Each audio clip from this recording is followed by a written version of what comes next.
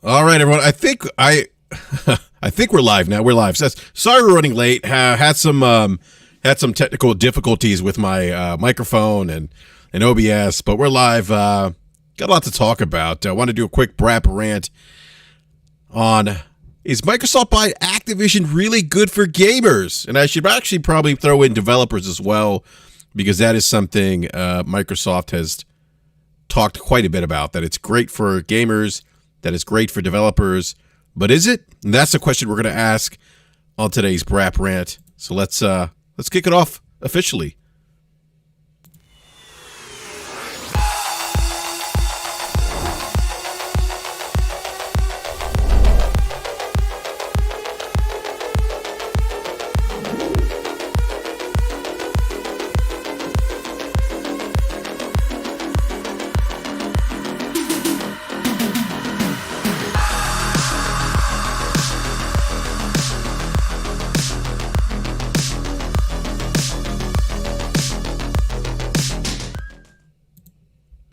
All right, everyone. Welcome back to BRAP. Got my man Hamp. What's up, Hamp? How are you today, man? Good, man. Good. How are you? Got tired. It was leg day. It was leg day today, and I've also been up late tweeting about this particular topic because people won't let it go and people won't let loose of delusions. But here we go. Oh my goodness, man. Well, look, I want to give a big shout out to everyone in the live chat. Ice Queen Gaming, great to see you, by the way. Ice Queen Gaming, haven't seen you in the live chat for a while. Great to see you back. And then a big shout out to everyone else as well. Thank you so much for joining us. Really appreciate everyone in the live chat. Thank you so much for hanging out with us. There would be no BRAP without you. So thank you. And I mean that, by the way. Look. Hamp just said he was up late last night talking about this particular topic that we're gonna talk about today, and we were gonna do this last night, but then BRAP didn't want to sleep on the couch, so I had some things that I needed to attend to, and we just pushed the show to today. So, and plus I did Crossfire last night, so I don't know how coherent I would have been. Doing because I think Crossfire was like 2.5 hours. So I don't know how coherent I would have been doing back-to-back podcasts. So, but do me a favor, everyone. I'm going to drop a link here in the live chat. If you could be so kind to retweet the link or drop the link in your favorite social media platform. All right, Hamp. So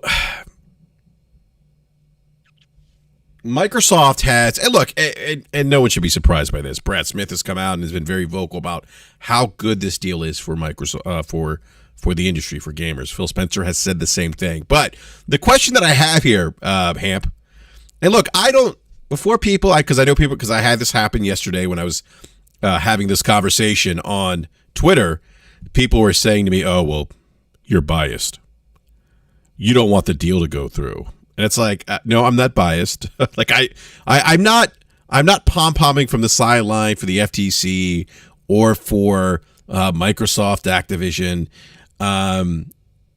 Frankly, I don't care if this deal goes through or not, because whether or not it goes through isn't really going to impact me much. It's just not. Like, if it doesn't go through, I'll still play Call of Duty Warzone, which is free to play. If there's a Call of Duty campaign that I'm interested in, I'll pluck down my $70, as I have the last two Modern Warfare games that have come out. I'll do that and be fine doing it. If it comes to Xbox, great. Then I'll just play the campaign on Game Pass. And I'll get, and that $70 will go towards that $180 that I spent for the service, which I don't really use. So I'm basically $180 in the hole right now for something I really don't use. And that's look. I'm not saying that to criticize Game Pass. I know some people are like, perhaps just a pony. No, look, if I'm paying for something and I'm not using it, it's that I've wasted money. If you are getting value out of Game Pass, that's awesome, good for you. But as it stands today, I'm just not. I'm not. And I said this. I think I mentioned this to you, Hamp. Like my kids were using Game Pass, but they've kind of settled down into specific genres or certain types of games. Madden being one, Forza being the other, or racing games in general, and then Fortnite.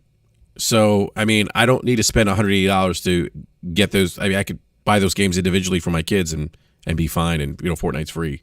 So that's just something I'm noticing right now with my kids. And so I may, at some point, unless Microsoft sweetens the pot for me, I may cancel Game Pass. We'll probably do the same for PlayStation Plus as well, because while there's like 800 games, I'm not really. There just hasn't been a lot of releases in that particular service that have really sweetened the pot for me, where I'm just like, yeah, this is something I need to keep. I think I'm doing okay without it, because look, there's so much content that's being released right now, and there's so many other games that I want to play. Call of Duty Warzone. I'm getting back into Fortnite.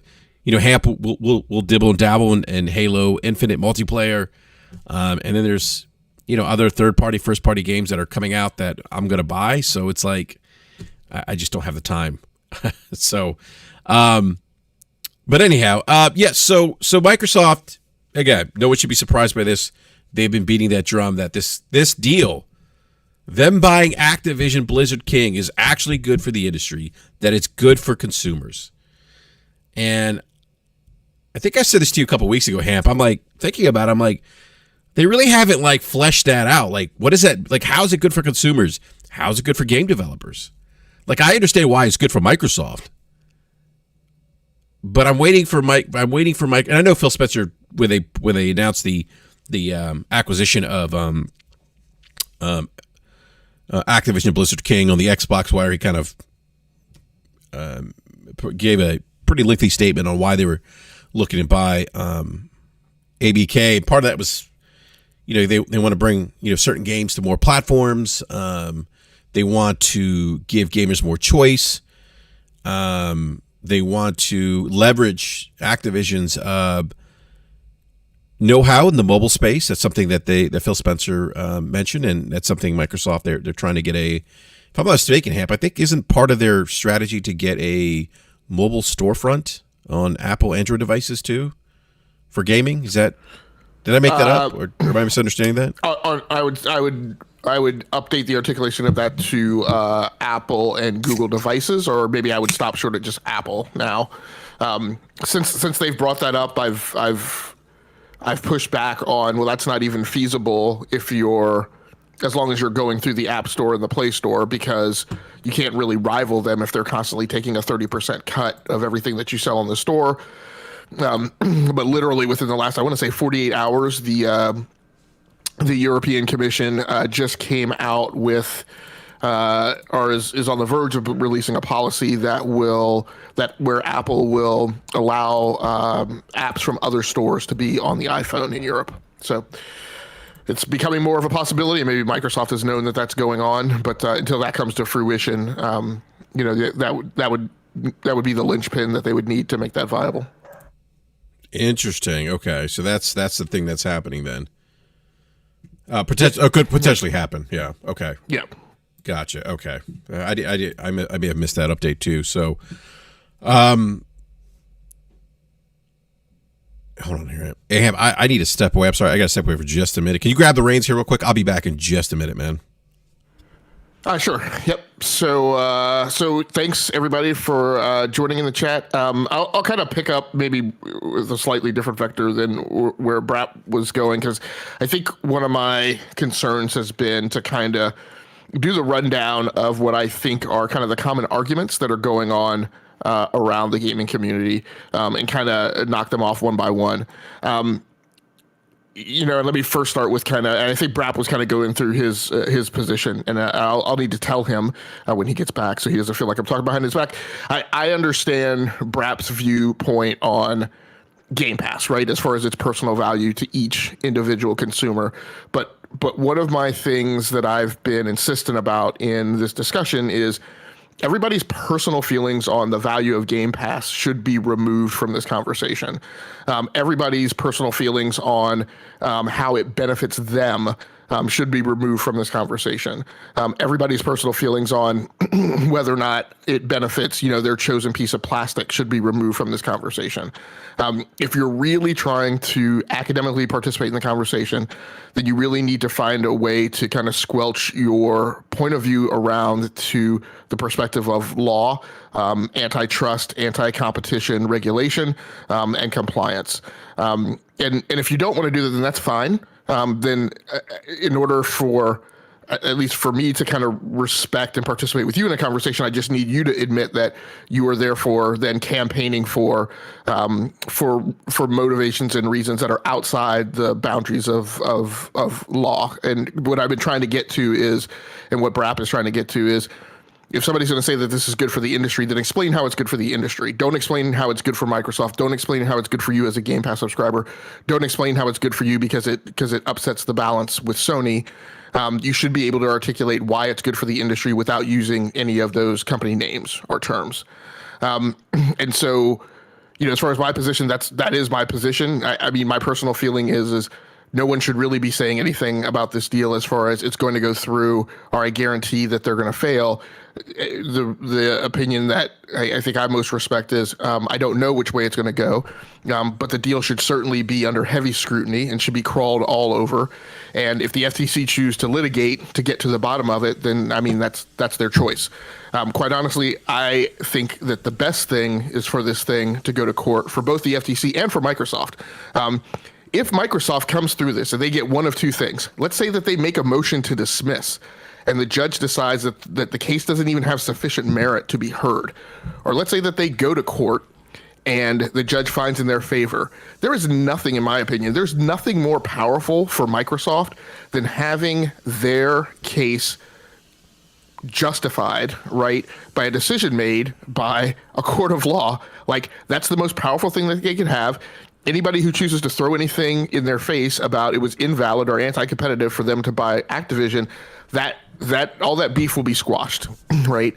So I do think Brad Smith should maybe try a better vector than claiming that we tried peace. That sounds very combative.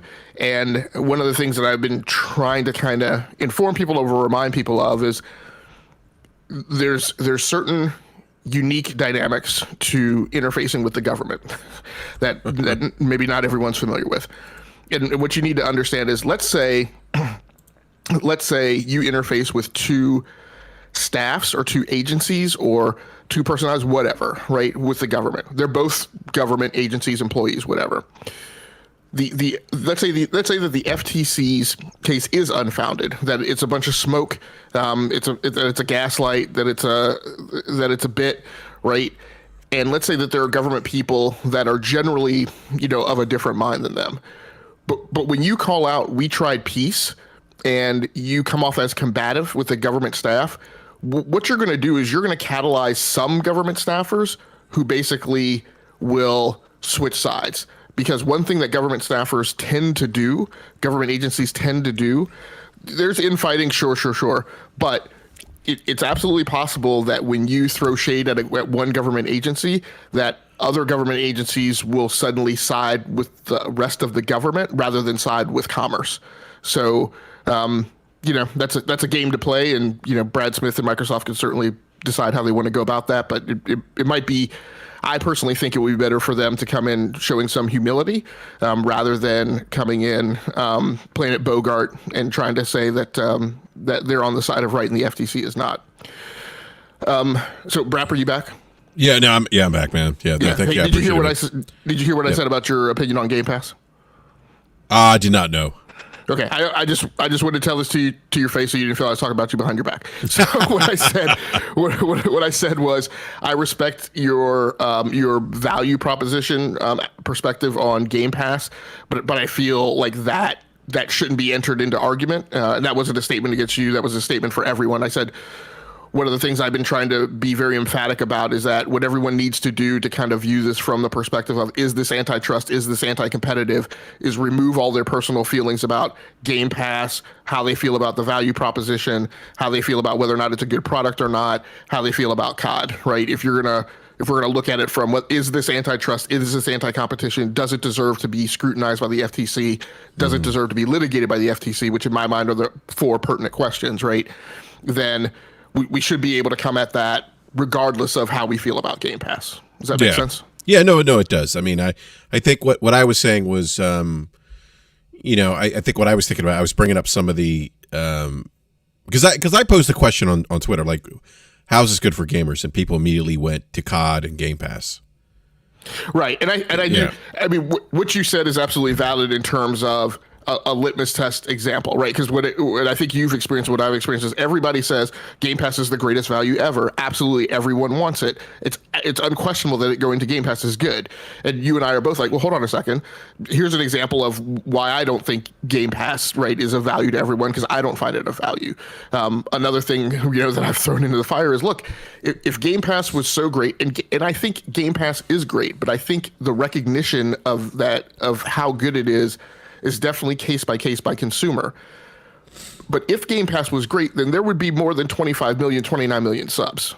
I mean, that's kind of been my point. Like I said to someone, look, if it was, because I think somebody was telling me, oh, it's the best deal in gaming, everyone wants it or something. I forget, and I'm like, no, not everybody wants it, because if everyone did, if everyone saw value in it, an absolute value in it, then you'd have the majority of the install base subscribe to it, and you just don't have that.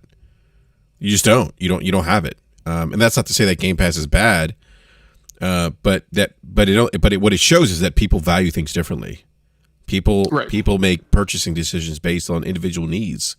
I mean, a fairly simple linear test would be if everyone valued Game Pass as much as they value standalone first party, right, titles that they pay full price for, then there should be more Game Pass subs than there are Sony sales numbers, for instance. And that's not the case. Yeah, well, when I posed this question on Twitter, it was like, and I said, I'm still, how is this good for gamers? How is this good for the industry? And the responses that I got, again, were, oh, well, COD's going to come to Game Pass. You get COD cheaper. Well, that's not what Microsoft isn't. They're not saying this deal's great for COD players. They're saying it's great for gamers. So again, how is Microsoft? I mean, what is Microsoft doing, or how is this not doing? How is this deal good for gamers again? And I asked that question, and again, people went back to COD. I'm like, guys, this isn't about COD. This is about what Microsoft is saying. They're saying it's good for gamers. They're not saying, hey, it's great for people who like COD and are already in Game Pass. They're not saying that. And then there's the other thing, like we talked about, Hamp. Like people say, oh, well, you get COD cheaper in Game Pass. Okay, well, but in order for you to get COD cheaper in Game Pass, there is a stipulation that you have to give Microsoft money to get that discount. Yeah, you can't use the, it's good for gamers because Microsoft will sell you something, right? You can't use the argument that it's good for gamers because Microsoft will take your money to gain something. No, that's good for Microsoft. That's good for the corporation. That's good for increasing their market share. So I mean, again, and that's assuming that you find value in Game Pass. And so they're not saying, hey, this deal is good for people who find value in Game Pass or for people who are already in Game Pass. They keep saying this is good for gamers. They keep saying this leads to more choice. And again, I'm like, well, what choice? Like, you're not giving people access to a library of games without Game Pass. So you're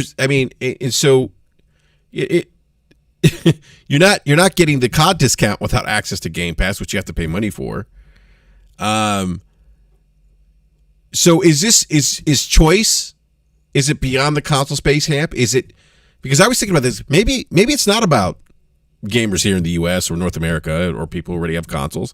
Maybe what they're speaking to is choice in terms of allowing people to have access to console-like experiences who can't afford consoles. And we know about these markets that are primarily mobile in Southeast Asia.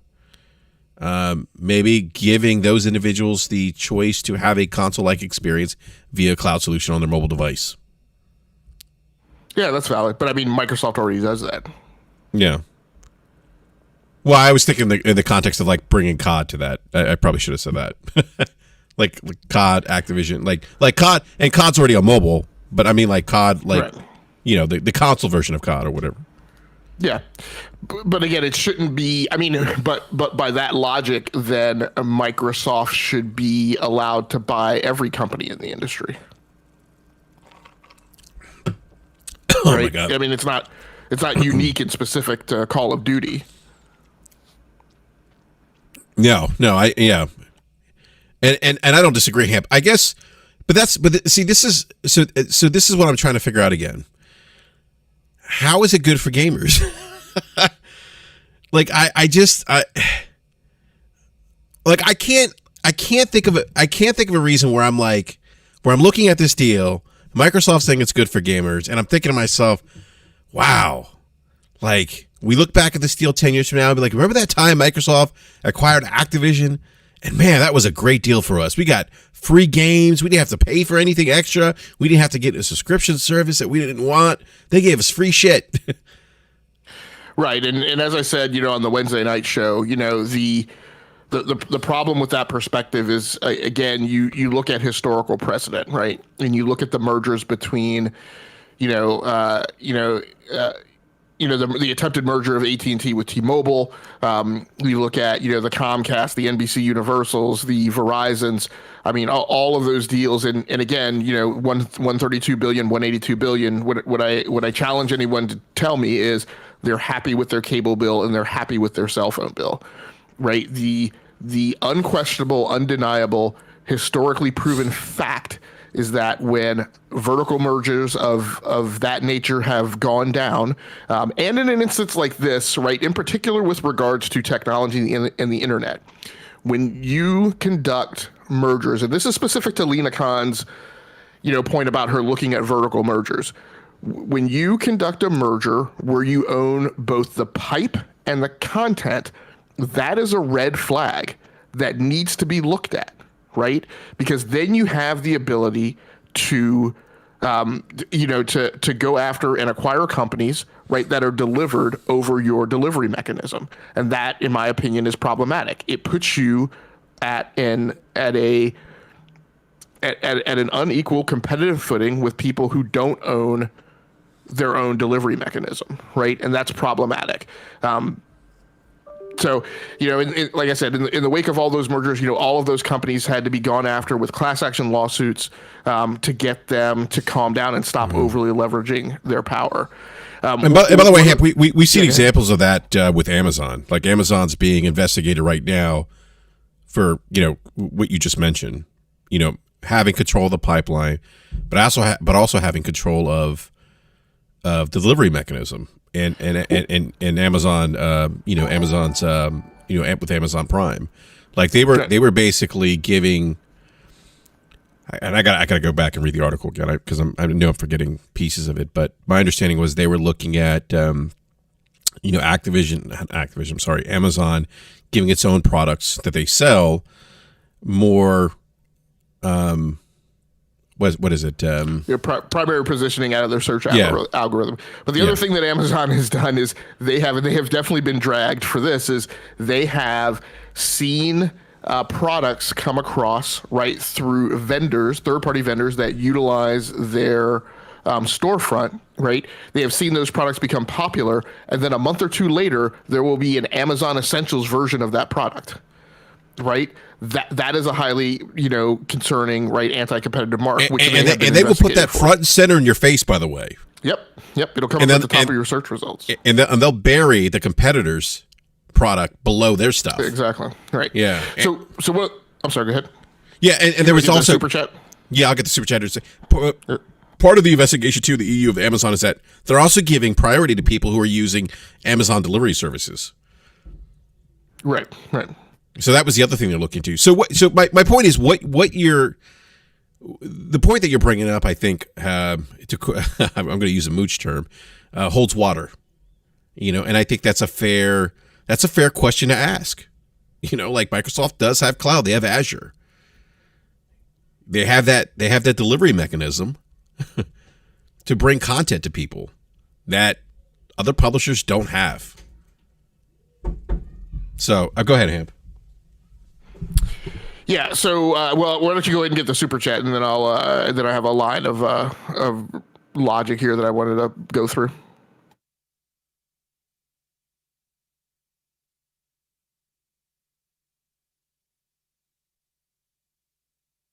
You still there, BRAP?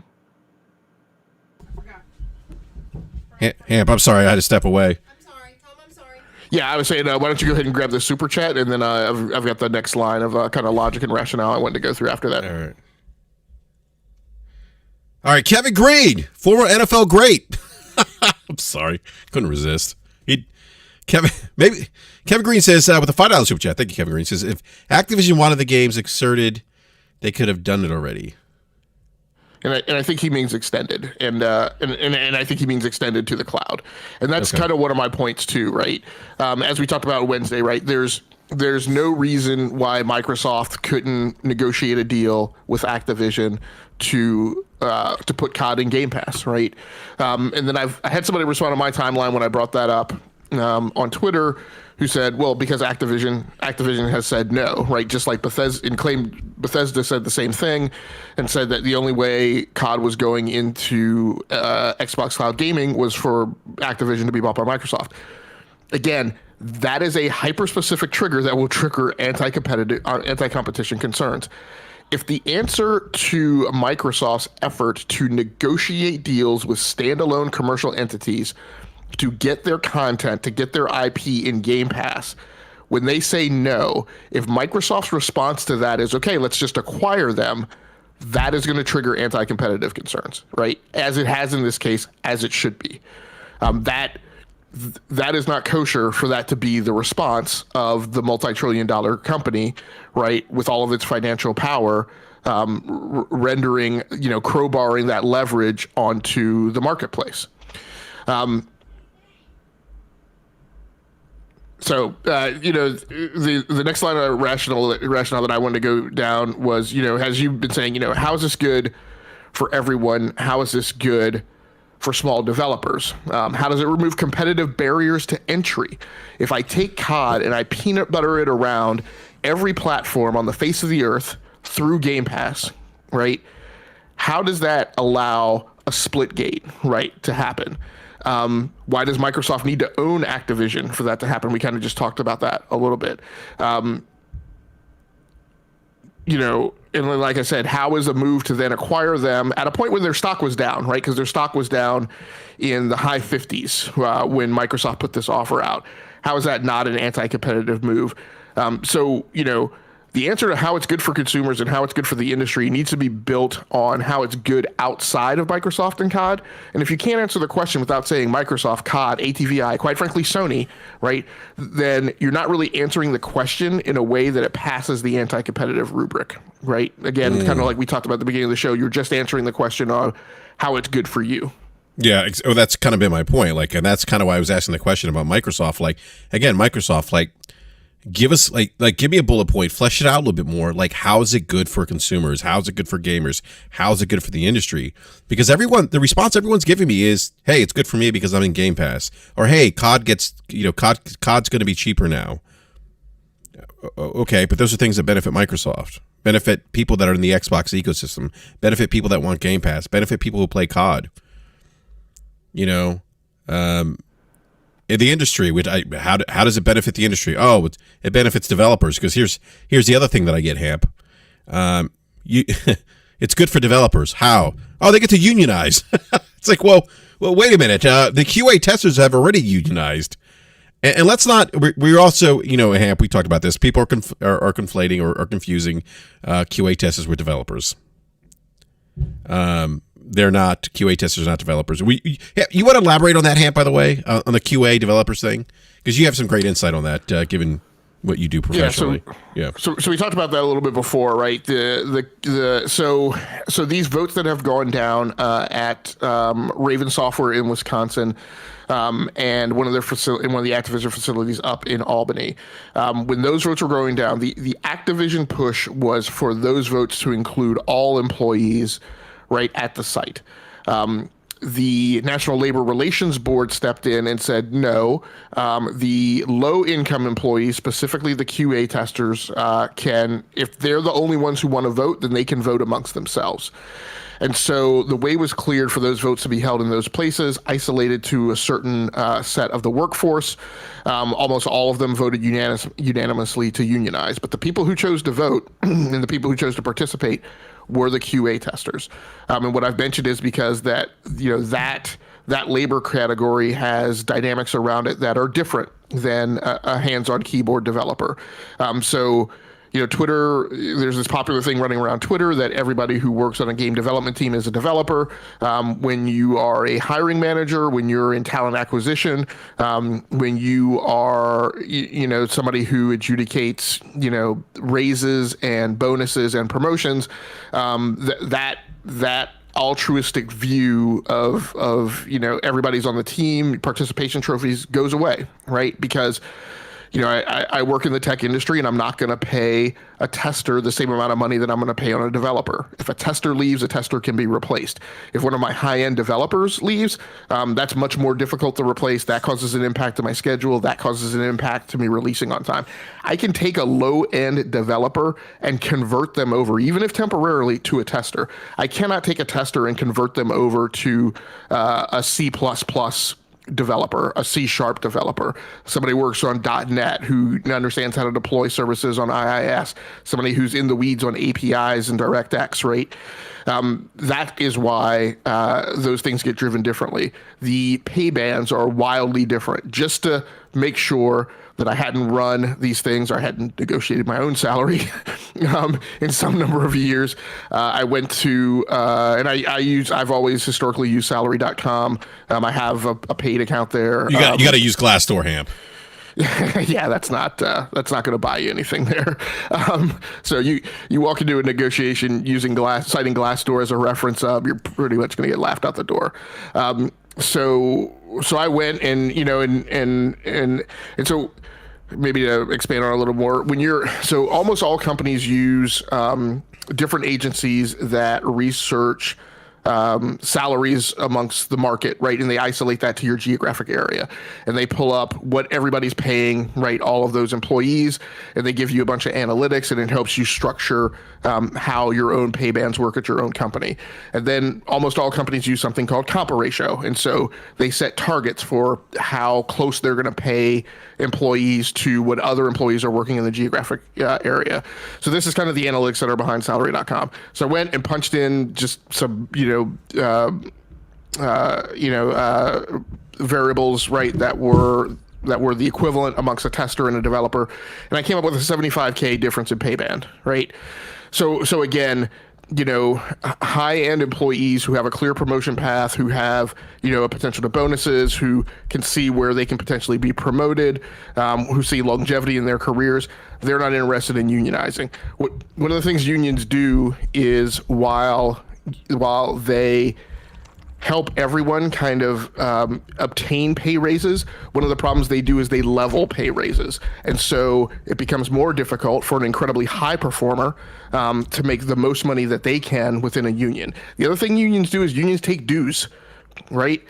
I'm a high-end employee, technical professional. I'm not interested in paying a union dues, right? So these are some of the data points that should help people realize and understand that it's not like everyone within the 9,800 employee workforce at Activision wants to unionize. And then there's this other part of the propaganda that says, Microsoft is going to come in and swoop in and be the savior of all these employees. Microsoft is a company that's been around for 47 years. There are no unions amongst technical professionals at Microsoft, right? Microsoft has not been pro-union. They've actually discouraged unionization amongst its technical professionals. 300 QA testers just unionized at Microsoft. Microsoft just signed labor neutrality agreements with unions this summer in 2022. So if you're going to make the argument again that the deal is good for the employees, you can't make that argument on the back of a sea change in Microsoft's attitude towards unionization that they just happened to make in the summer of 2022 after 47 years of existence. Well, they did it for obvious reasons. I mean, right, correct. Yeah, I mean, they were motivated to do it because of the deal that they're trying to get pushed through. So let me pick up this one thing. So Jason Ames says Microsoft acquiring. I was gonna. I saw that. I was like, I was late. But go ahead, man. Because I want to answer. I want to respond to him too. But go ahead, man. Yeah. So Jason Ames says Microsoft acquiring Activision is good for gamers because cheaper entry into COD if you access the Game Pass. Again, you can't put qualifiers on whether it's good for gamers. That just makes it good for a subset of gamers who want to go down that path. It excludes whether or not it's good for everyone else. So that argument is invalidated. It incentivizes Sony and third-party devs to grow a competing shooter on PlayStation 5, PlayStation 6. I will say, I have said before, one of the things that's good about this move is the last time Sony felt like it was backed into a corner, what we got out of it was we got Uncharted, Infamous, right? All of the properties, Ratchet and Clank, all the properties that we have now that are big bangers for Sony.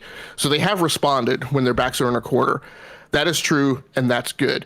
Well, Hamp, I'll say this though: they even before this deal was announced, so as we know now that Sony is working on, and they are working on a live like 12 live services games right now. Right. And a couple of them may be shooters. Recipes to Mr. Optimus Code, who actually shared some information with me because he knew people that worked at Sony that there was like 2 shooters that were greenlit that had multiplayer components to them. So I mean, even before this deal, they were addressing those. And we talked about this on BRAP. They were addressing some of the shortcomings in the portfolio. But you're right though, Hamp. I mean, like when they've historically been pushed kind of in the corner, that's kind of when Sony's been at their best. But go ahead, man. And then I want to answer kind of Jason's. Yeah, go ahead. And so that's good. But again, what I bring up is, so great. They pushed Sony to make a competitive shooter. Again, Sony could have been pushed to make a competitive, would have been incentivized to make a competitive shooter before. More importantly, right, and this is why I say remove the hyper focus on Sony off the table. Everyone else in the industry who's not a platform owner should have been incentivized or has been incentivized to make a competitive shooter before this deal. But what happens when you have this deal is, as I've said before, I now take COD, I peanut butter it around the industry, I engage in, and here's the anti-competitive tripwire, I engage in loss leader behavior, because by moving it to Microsoft can afford to sell COD at a loss. They can afford to make it available via Game Pass, via Xbox Cloud Gaming, at a loss, which Activision cannot do. But will they do that though, Hamp? Do you think they'll really do that? Do you think, because that's, if they do that at a loss, and they do the dollar deals and whatever the case is, I mean, do you think they'll do that, or will that draw the ire of the FTC against it? Oh, wait a minute, guys, because we know the FTC can go back and review deals that they've okayed if they feel like, wait a minute, we approved the deal or we were okay with the deal, but now it's crossing that threshold of anti-competitive behavior. But that's my point. It doesn't matter whether I think they could do it or not, right? What they're assessing is risk, right? And one of the things that they're going to look at is they're going to look at the way Microsoft has leveraged its strength in adjacencies, right, to gain advantage in markets before. And so my point is, again, if I make COD such an attractive value proposition for others, does that create an unfair advantage for other competitors in the marketplace, take Sony out of the equation, right, to compete? One of the things, as I brought up, is if this is good for the industry, tell me how it's good for EA and Battlefield. Tell me how it's good for EA and Titanfall 3. Tell me how it's good for Splitgate. Tell me how it's good for Ubisoft and Hyperscape, right? All of these things are going to face an additional amount of challenge, right, by the further wide-scale distribution of Call of Duty, right? And that's part of the question that needs to be answered. Yeah, that's the question that I keep asking. How's it good for the industry? They keep saying that. They keep saying it leads to more choice.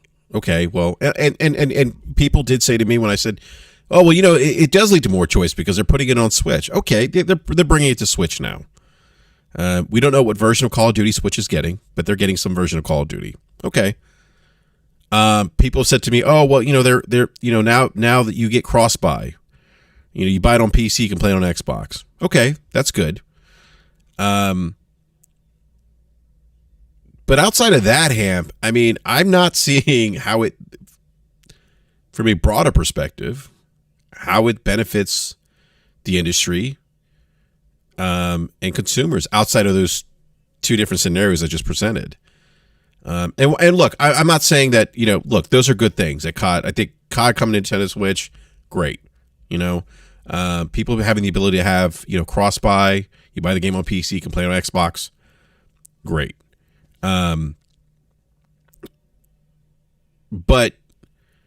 But outside of that, I mean, like, I can't think of any other benefit. And by the way, to Jason Ames' point, like, this is the response. This is like the atypical response that I get when I ask a question. This question: Microsoft acquired Activision is good for gamers because it's cheaper entry to COD. Again, like you said, Hamp, like Jason's only taking a subset of gamers who are interested in COD, that want COD, that are interested in Game Pass. I mean, yeah, that's obvious that it benefits those individuals, but that's not what Microsoft is saying. They're not out here saying, "Hey, this deal is really great for COD players or for people that are in Game Pass right now, or the people that want a Game Pass solution." Yeah, and just to specify, I'm not hyper focused on what Microsoft is saying. Microsoft is going to say whatever they want to say to prove their case, right? Mm-hmm. For anti-competition, right? And they're saying it. The reason they're saying it is because for it to pass the anti-competition rubric, one needs to establish, right? It's a more powerful argument, right, to show that it's good for the industry, good for gamers, good for the market. At a minimum, you have to prove that it is not harmful to gamers, harmful to consumers, and harmful to the market. And I think that evokes a litany of questions, right, that there are a lot of uncertainties around. And I think what I'm most against is people who try to say those questions shouldn't even be asked, right? Obviously, it's unquestionable, right, that this will be good and this will be good and this will be good. But when I bring up all these facts and all this data, right, the facts of the case and the history and the data don't corroborate, right, with an unquestionable outcome on the way this thing is going to go down. And that's why I've always said this thing should have always been heavily scrutinized. And quite frankly, I don't have any problems with it going to litigation. Yeah, I mean... Yeah, go ahead. And Zaybot said earlier, what was the thing that he said? Couldn't one say it's good for gamers as it provides more methods, ways to access it? And Zaybot, again, I don't disagree that there's a subset of gamers for which it will be good because they will have more ways to access COD. What I'm saying and what I'm asking is, how is that good for people who want to access Escape from Tarkov?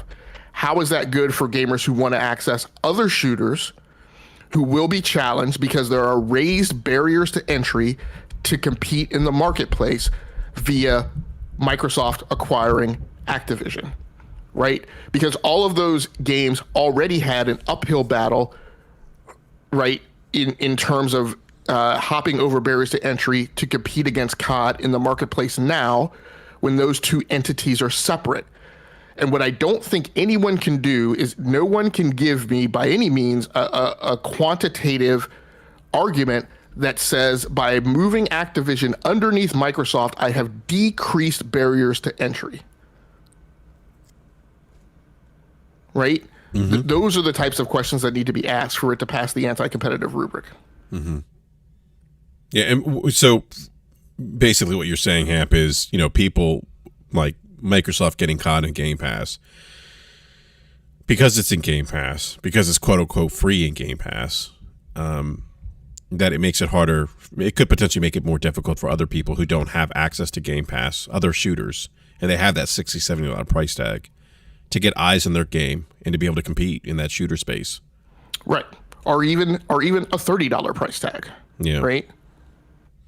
I mean, there's something to be said for that. I mean, in COD being the juggernaut it is, I mean, you're right. I mean, even at $70 outside of that subscription service, at $60, $70, I mean, it still has a lot of eyes on it. And Wolf of Darkness says, dude, the advantages is way more than disadvantages here. Again, Wolf of Darkness, it's not a yardstick, right, of severity. It's an if no. Right? Does it cause a disadvantage to people competing in the market? If the answer is yes, then some decision's going to have to be made about what measures and concessions have to be taken for that. Okay, I gotta. So Wolf of Dark saying, are you serious? Microsoft is clearly trying to compete here.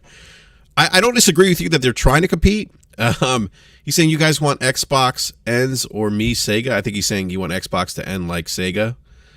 I look. I gotta be honest with you. If Microsoft goes the route of Sega, that's Microsoft's fault. Or Xbox goes the route of Sega, that's Microsoft's fault. And I said this yesterday on Crossfire. I said, and I think I said this to you, like we were talking about, Microsoft, Xbox behind the scenes. I'm like, wait a minute, Hamp. Like they have all these like development tools, all these APIs. They have Azure. Like, and I'm thinking like they shouldn't be in the place they're in right now. They have all these resources. They have this tremendous war chest that everyone talks about. Look, they nailed it one generation with the Xbox 360, but Wolf, if they end up like Sega, it's because of decisions that they've made to put them in that place where they end up like Sega. Yeah, and I would say that like them not going the route of Sega somehow is just good for gamers. Like, I think that's an automatic. I mean, and I don't know what you mean by you will play better and more games on Xbox. Better how? Yeah. Go ahead, Aaron. And so I don't disagree with Wolf when you say Microsoft is clearly trying to compete. What I won't do is Mary and Ice Queen, said I think at the top of the show, Microsoft. I don't know if you said Microsoft isn't trying to compete, but you say Microsoft just wants to buy. I think while Sony is putting out games, look, if a company has made money that they've earned, look. Microsoft's market cap, its valuation at just under $2 trillion, that wasn't given to it by charity, right? Donald Trump didn't swoop down out of the heavens and just dump a bunch of cash right on Microsoft. They earned that money. And so it's definitely their right to leverage it and use it. And acquisition is a manner of competing, whether you like it or not, or it meets with your value system or not. So I'm not going to take that off the table. And I don't want Xbox to wind up like Sega. In fact, I built I'll quite frankly say, an amazingly eloquent legal argument that says, it's absolutely bad for gamers if the market goes down to only two competitors on the market, which quite frankly, before Microsoft decided to step into the game, was the way we were heading, right? That Atari went the way of the dodo, that 3DO, CDI, TurboGrafx, all these other competitors tried to make it in the market. They couldn't get the prices down, right? Again, because the barriers to entry were too high. And so we were on the precipice of the only competitors being in the market were going to be Sony and Nintendo. And I will say, fortunately, Microsoft stepped in, right, to become the third. And so Microsoft remaining a viable gaming choice on the market is absolutely good for gamers. I don't know how you walk from that position though to it's absolutely necessary and a mandate for them to acquire Activision. Right, that's a leap and a stretch, right, across the Rio Grande that you can't convince me that that's absolutely necessary. People have been saying that, like, if this deal doesn't go through, Microsoft's done. It's like, no, they're not done. They have 23 studios. Again, they have all these resources, these tools, these APIs to develop games. It's like I will say this, and I think some in the live chat said this. I'd like to see Microsoft, even if this deal doesn't go through, regroup, focus on the 23 studios you have, and just focus on making some good content. And then to fill the gaps, which I think they should have done, to fill the gaps, because you see Sony doing this, to fill the gaps between first-party releases to feed the Game Pass beast, try to make some deals with third-party developers, publishers. Like Sony's has Forspoken and they have Final Fantasy 16 timed exclusives. Start making those kinds of deals.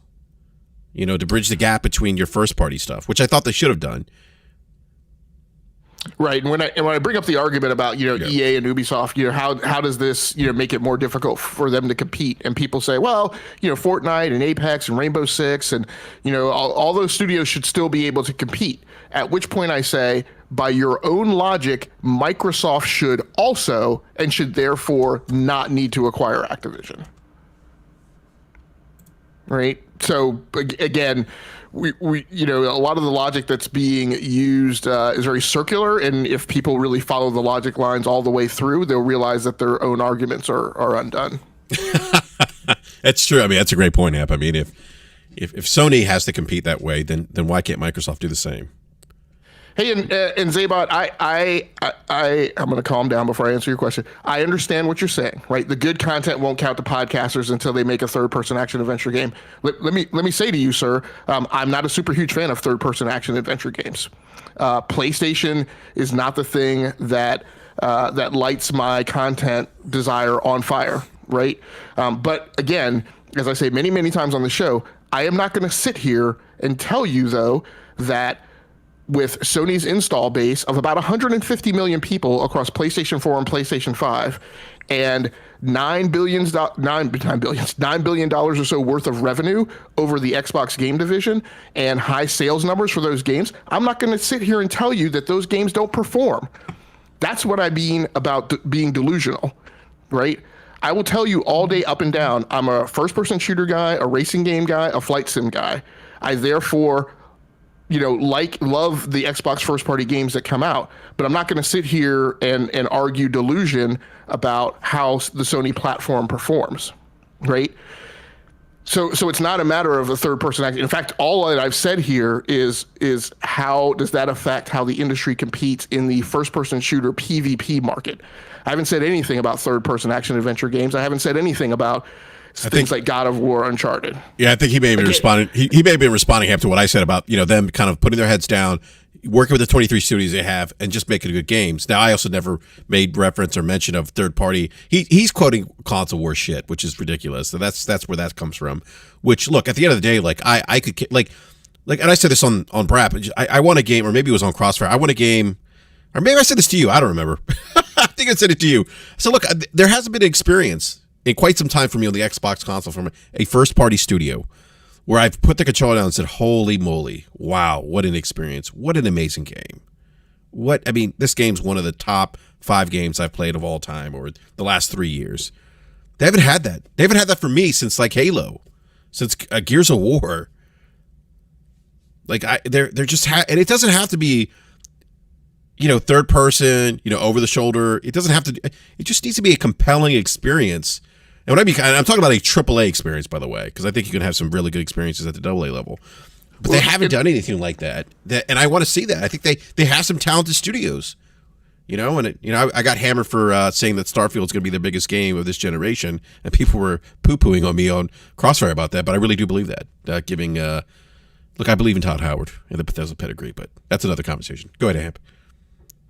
No, and I mean, let's not even talk about new games, right? Let's talk about Halo Infinite, right?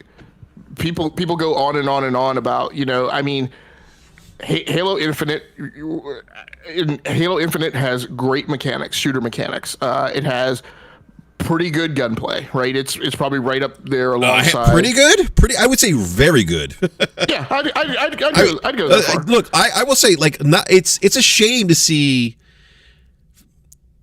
It's a shame to see Halo in the state it is today.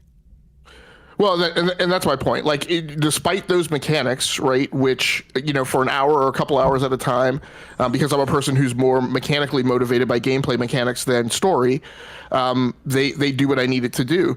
But I can't sit here and lodge an argument that quantifiably there's insufficient content in Halo Infinite in comparison to all the shooters on the market that it competes with. So again, right, how does buying Activision fix that problem? I mean, it doesn't. It doesn't. And here's the other thing. Like, Wolf of Darkness says, okay, let's be logic. Competition is good in any genre, type, or business. Let's hope Microsoft will boost ABK's games quality. We will see new titles. I see a lot of people keep saying that. Oh, they're gonna free these developing studios to work on other games. Like, are they? Like, is that fact? And this is, look, this is the issue I have sometimes with the Xbox community. It's all hopes and dreams. It's, this might happen, or they're going to do this, or this is going to, or they're going to buy this company, and the company's going to be better because they bought them. And it leads, I think, to unrealistic expectations of that community that never seem to meet those expectations or Microsoft never seems to live up or meet those expectations anyway. I mean, 2017 Game Pass. We hear about when do they announce all the acquisitions? And was it 2017 when they started announcing those acquisitions, Hamp?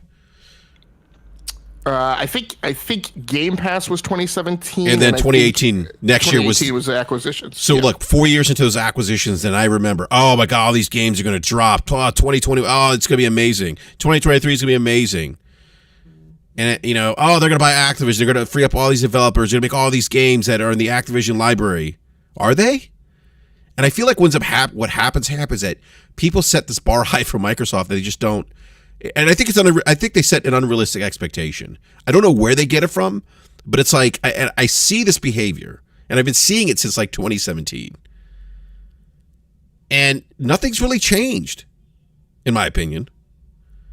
I don't think they've lived up to those expectations that the community is setting on them, in my opinion. Right, and Wolf of Darkness says Phil Spencer mentioned to bring a lot of dead titles back, and this is.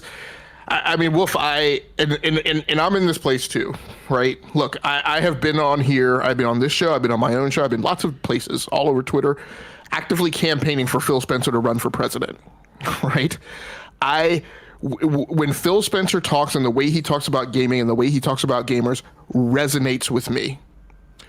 But going back to the argument that I just said, I cannot sit here and have a quantifiable, objective-based conversation that says past performance over the last 4 years correlates, right, to the way Phil Spencer makes me feel when he talks, right? There has quantifiably been an underperformance of the production pipeline, and that's something that can't really be questioned.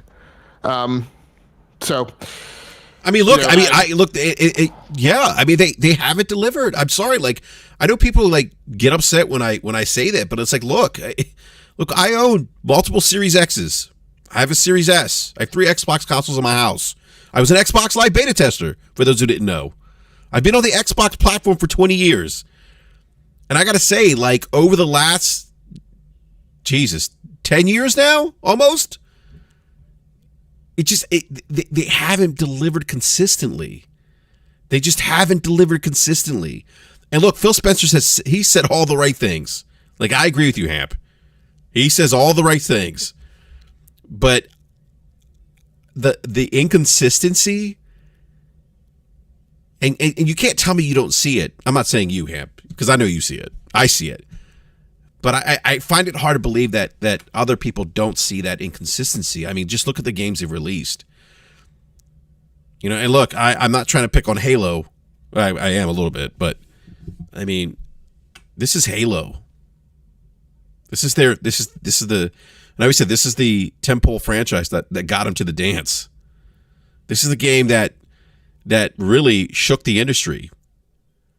This is a game that became $1 billion franchise. I mean, they hit lightning in a bottle with that game. And look at it now. Look at the documented issues in development in some of these other studios. And not all the studios are having issues. There's some studios like Playground and Turn 10 and who are the guys that made the best Fallout game? Obsidian.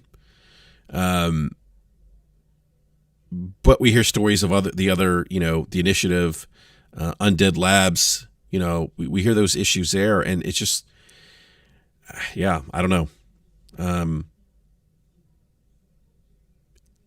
This is why and then look for me, Hamp. I think not showing up at the Game Awards this year. I mean, did you see the engagement numbers for the Game Awards this year? About 103 million people watched the Game Awards, Hamp. 103 million. Sorry, Brep. I actually had to step away for a second. I dropped that for you in the chat. Oh, what happened? Oh, I didn't see that, man. Yeah. I'm just rambling on here. Yeah, but 103 million people watched the Game Awards show. Microsoft, they just advertised Game Pass. Didn't show any games. Yeah. In my mind, it's like, guys, 103 million people watched the Game Awards. And then you're saying, oh, we got a show coming in January. How many people are going to watch your show in January? 5 million, maybe 2 million. Yeah, and has that been corroborated, or is that just a rumor? I mean, I know, I saw Greeny say there was a show. We were going to show something, but he didn't say when. Yeah, Mag on Crossfire was saying that he was on a podcast with somebody who works at Microsoft, and they basically confirmed it. Oh yeah, and my cousin works at Nintendo, and he's a very senior person. Yeah, I don't know. I got to go see who they had on the show, but it was a Microsoft employee that works there that on that podcast confirmed it. So I don't know who that is. So you think that was a real thing then? Yeah, I don't think Mag would bullshit. He's okay. Like, yeah, I memean. And Aaron's kind of hinted at it, and it's kind of I think there's probably a January show, but again, it's like, why have this January show? It's like there's to me I can't put my finger on it, but there's some kind of disconnect here with Microsoft and Xbox. Like the inconsistency, the messaging's great, Phil's saying the right things, but the deliverables are just not there. They're not meeting the expectations that Phil sets to the consumer base. Oh, we're gonna do all these things. We acquire all these studios. We got 2023 is gonna be 2023 is gonna be great. We got the Series X, the most powerful console. Eats monsters for breakfast. 12 teraflops, the most powerful console ever. And I gotta be honest, I haven't seen a game hamp that makes me put the controller down when I fire up the Series X. Like, holy moly, this is next gen. Look at the graphics, my face. This is amazing. I haven't had that experience with Xbox yet. I have with PlayStation. Right, and so now you got me ranting about Microsoft, Dan. But well, that's what because I'm only sharing. This is my frustration with Microsoft again, and I'm not because I know people. Oh, you pony. No, look, I think I think there's a lot of potential there, but I got to be honest with you. I'm tired of waiting for that potential to manifest, to deliver, to deliver something that's compelling. I'm tired of waiting for that, and then again. I go back to the Game Awards. 103 million people watch that show. You're not there. Your competitors announced games that are exclusive to their platforms to 103 million people, and you're going to have a show in January that's only going to be watched by 5 million people. I don't understand how. I don't understand how you don't seize that opportunity to get your brand out there in front of 103 million people. I don't understand, and frankly, I'm just tired of waiting. I've been tired of waiting. That's why I don't really engage that much on the with the Microsoft platform or the Xbox. Right. The only game that I'm looking forward to next year, first party from them, is Starfield.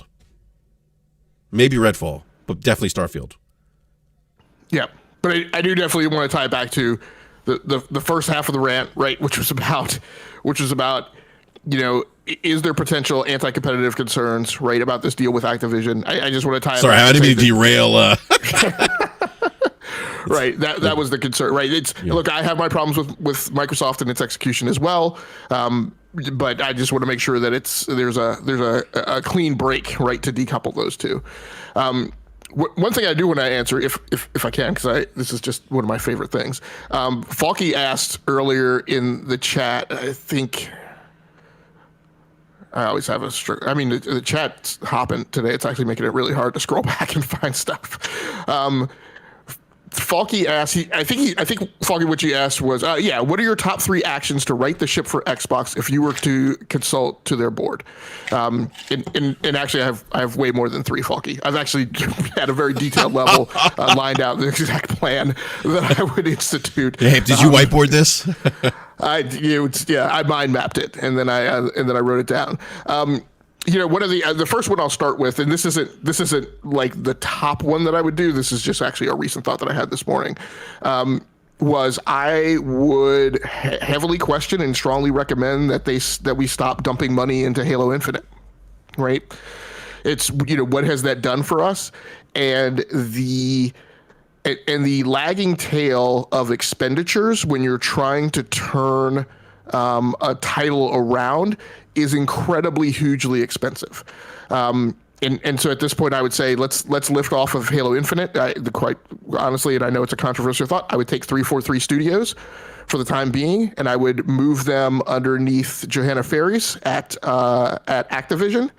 and I would make them either support studio for Call of Duty or more likely the fourth prime studio, because Call of Duty is experiencing problems with its production pipeline. That's why we're not getting a new version next year.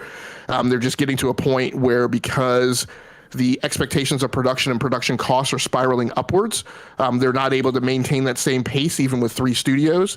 And so I would I would wire 343 studios you're saying production costs for AAA games are going up? Right. I mean, I thought those, I mean, why don't they just, figure it out and, eat the cost, All right. So, Rob Didon, you've lost me with let's give the French brother a chance first. I'm not sure. I don't know. Maybe, I don't know who that is. Is that a developer? Is he? He thought maybe he's probably talking about Joseph Ferris.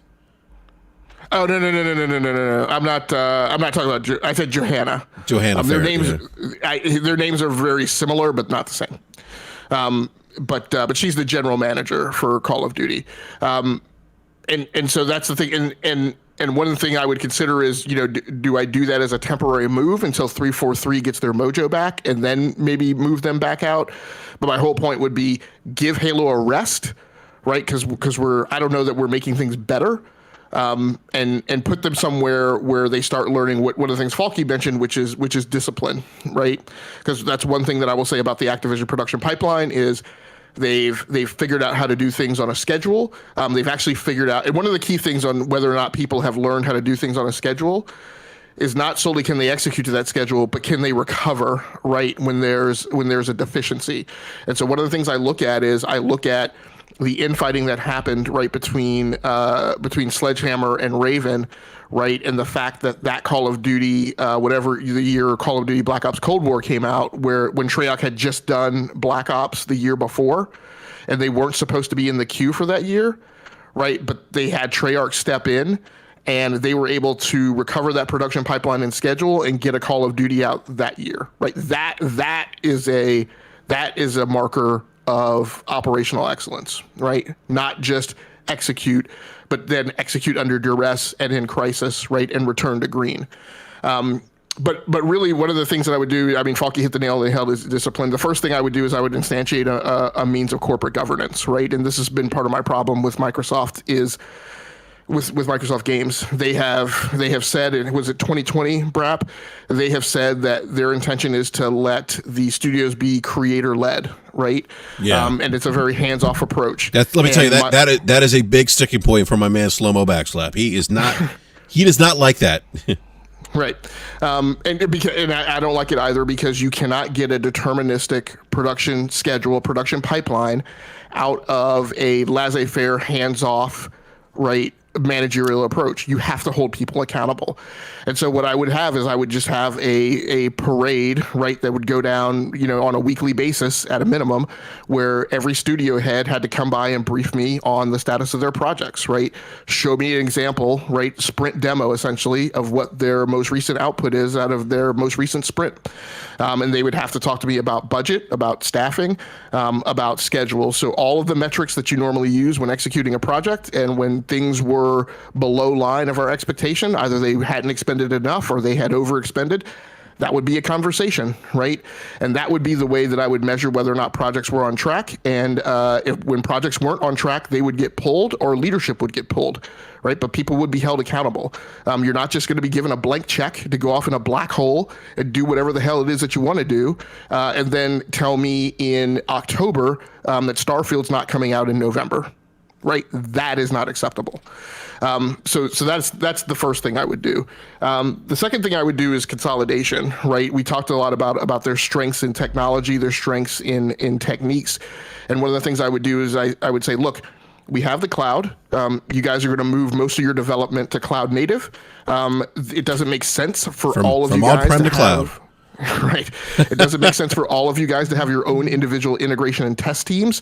Some of you guys are going to consolidate. There's no reason for you guys to each have your own individual agile release pipelines. That makes no sense. So why let me ask you something. Why did they have those individual agile release pipelines in? Like, why have they figured, I would imagine, again, I'm asking a question because I don't know, but why haven't they done that already?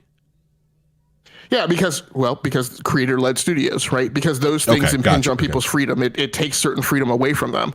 But I mean, my own personal. And you think, I'm sorry, you think that by them combining those things together, that's going to improve the development pipeline for Microsoft or for Xbox, whatever. That will build in some cost efficiencies. That will build in some staffing efficiencies. But the other thing it will do is it will help build in accountability, right? When a third party is in charge of integration, right, and test, then the way the schedule gets driven is like, look, development team B, you have to have your shit to me at a certain time. Right? That's when I have you slotted in the schedule. If you miss that window, then Team C gets to come up to the plate, right?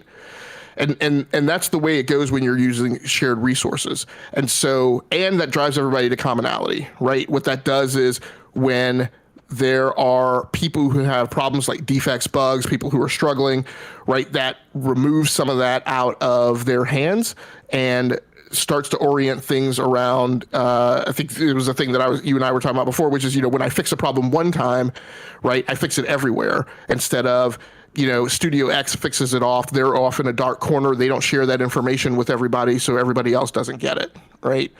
So that's, probably the second thing that I would do. And then probably the third thing I would do is kind of a little bit like I talked about, almost jokingly talking about moving 343 studios around. Like there would be some huge shifts in personnel, right? And particularly in leadership and particularly in management. People who have not performed and not righted the ship up to this point. I was having I said, look, Matt Booty might be the nicest person on the planet, but he hasn't gotten the job done to date. And so, that needs to be something that needs to be examined for change, right? And he went through a litany of things and quoted, Matt Booty's CV to me. And I'm like, look, the accolades of his past don't correlate to performance of the present, right? And so nobody gets credit for all the great things that they did 10, 20 years ago at their beginning of their career, right? People get credit for the way things go now. And so, that would be one of the things that would get moved around. Also, I mean, I'll tag onto that. I don't know that I'm a huge fan of this notion that Bethesda just does their own thing and Activision does their own thing. If we're going to be Microsoft Game Studios, then we're going to be Microsoft Game Studios. We're not going to be Microsoft Game Studios for some people, while other people get to do whatever the hell it is they want to do. Because again, when we talk about this whole propaganda of, well, Microsoft's going to fix all the problems at Activision, Microsoft's not going to fix all the problems at Activision unless they get integrated and entangled with Activision leadership. And right now, the leadership model, the governance model, does not provide for that. Yeah, I want to say something real quick, because one of the things that came up about this merger, when people were like, "Oh, it's good, it's good for developers because they're going to get rid of all the toxicity at Activision." I'm like, there's no guarantee that happens either. And they're like, Microsoft's a better company. And then, I think you saw this. I had to bring up people should research HR related issues that Microsoft's had. They just released a guy from was he the head of HoloLens? Yeah, for sexual harassment of coworkers. It's actually somebody said, "Oh, it's just an isolated incident." It wasn't an isolated incident. Actually, it's reported by Bloomberg. Bloomberg said that the people at Microsoft were saying it just wasn't him. That it was that people in leadership allowed for this type of behavior to happen at Microsoft.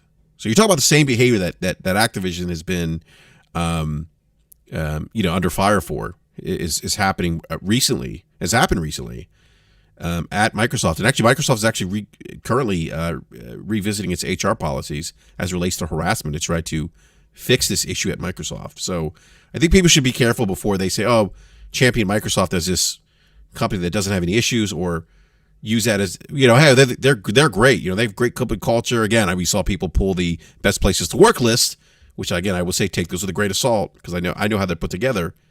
That there's nothing that says that in fact Microsoft's going to somehow change the culture at Activision. That's a very hard thing to do. It doesn't happen overnight. Requires a lot of leadership changes. And I'm not saying that it can't happen, but I wouldn't say, what's up, Worrywart? I wouldn't say, I wouldn't go out there and make definitive statements that in fact that's going to happen. That's why this deal's good. So I'm sorry, Ham, I interrupted your. Yeah, so where it says Microsoft a better company in the early 2000s, I think I get your point, but I will say I do absolutely believe Microsoft is a better work environment, company, quality of life, work-life balance company today than they were right in the Gates and Ballmer years. I just don't believe that it is so much better. Why did Ballmer sweat so much, by the way? I want to know that. Somebody answer that question. That guy was motivated, man. He was all about developers. That caused him to sweat a lot. Leave him alone, man. That guy, he would go on stage like, dude, I'm like, no one naturally. Warrior says you always sweat when you lie. Oh man! Hey, big shout! Hey, Warrior, if you want to jump in, man, please feel free to jump in. Jump in the BRAP Discord and jump on the show with us. But I just want to know why he sweated so much. It's like he was backstage. And somebody laid out the cocaine for him. He blew a couple lines and went out there. It's like, yeah, let's go. Like no one's naturally that. I don't know. I've never met anyone naturally that amped up. And he just sweated profusely. Yeah. So yeah, I just think the notion that like I said, Microsoft is going to kind of swoop in and right all the wrongs. And look, that's not to say that things won't get better under Microsoft. Theoretically, notionally, you would think that they would. I mean, just getting rid of Kotick, even if he gets his golden parachute, right, should hopefully improve things. I won't say that I've joked, but I've said before, look, I would seriously consider moving 343 Industries under Johanna. I might consider elevating Johanna up to Kotick's position right when he's gone. I think things will improve, but I just don't, I just don't know that there's going to be this rapid turnaround that people are predicting. Yeah, I don't think that the deal's going to go through, and then Microsoft's Activision is going to be, a different company. I don't see that happening right away. And those things take time. So Hap, what else are you saying about things you would do? Is that oh, that's it. Okay. Falky just asked me to go through my top three. I don't want to. Below that, we get into some really nasty, grinding of sausage, and so we don't need to get into that level of detail. Yeah, but Hap, you did bring up some earlier in the conversation. You brought up some interesting points about the anti-competitive thing, about the delivery model, because I don't think that's the thing. That's something a lot of people don't think about. We know the FTC and the regulatory bodies in Europe have talked about Microsoft leveraging its adjacency. So a lot of people don't think about that Microsoft has this cloud technology. They have Game Pass. They have this. They have arguably the largest subscription model in gaming right now. And so when you start adding these big franchises that have the kind of zeitgeist that Call of Duty does, which many franchises just don't, I think it's fair game to question those things because, like you said, Microsoft has the ability as a loss leader to kind of absorb losses, to do things that other look, and I agree, it's a byproduct of their success. I'm not going to take that away from them. But I also don't agree that because they've had that success, that it gives them free reins to kind of just whip out their ding-a-ling and just put it on the table anywhere they want. You didn't go there with that analogy, did you? I mean, but am I wrong, Hap? No, that's the metaphor that I use for the way PlayStation players act towards pretty much every other platform, is to just stick their junk in everyone's face. No, but hey, I feel like that's an analogy that would resonate with people. I mean, it's because seriously, because that's a fair, people do say, well, wait a minute, why should they be penalized for their success? I'm not saying they should, but I'm also saying that, look, there's got to be balance. There's balance in everything in life, right? I think this applies to business too. They just because they're successful, they also can't, just whip out their ding-a-ling and just put on any table they see fit to, just because they've been successful. Right. And Borbor says, remember the Internet Explorer suit? And I do, Borbor. And actually, I forget who we were talking about. Somebody made a comment earlier, about going the way of Sega. Like I said, I put together, like I said, again, I'll humble brag and say a very eloquent legal argument that I believe, would be better for Microsoft to pursue. in terms of how they want to go about it. And that would be one of the things that I would cite is like, look, when you guys fired a shot at us in 1999, 2001, and we were threatening to break up the company, and then, deliver, and then we had to settle, right? And this is very truthful. That caused a change, right? A chilling effect at Microsoft in the way that they behaved, right? That, embrace. I forget the way it went. I forget. It was 3 E's. It was like it was like I forget. It was like embrace. Crap. I forget. I always mess it up, but I'll say just embrace, befriend, extinguish, right? That started to melt away from the culture. And one of the things I would argue is, that has caused, if I were Microsoft, I would say that has caused us to be very guarded about leveraging our great financial strength and kind of throwing it around in markets up until this point. Because we were concerned about raising antitrust optics again. And I think quantifiably, they can prove that because they've been less on the radar than Amazon, Facebook, even Apple, and Google, right? To be truthful, the environment of the last 10 years or so has been, in Washington, has been one that has been targeting Microsoft much less than those other vendors. Let's also remember, right, in that Apple and Google, I have that right? Yeah, Apple and Google do not do government contract work, right?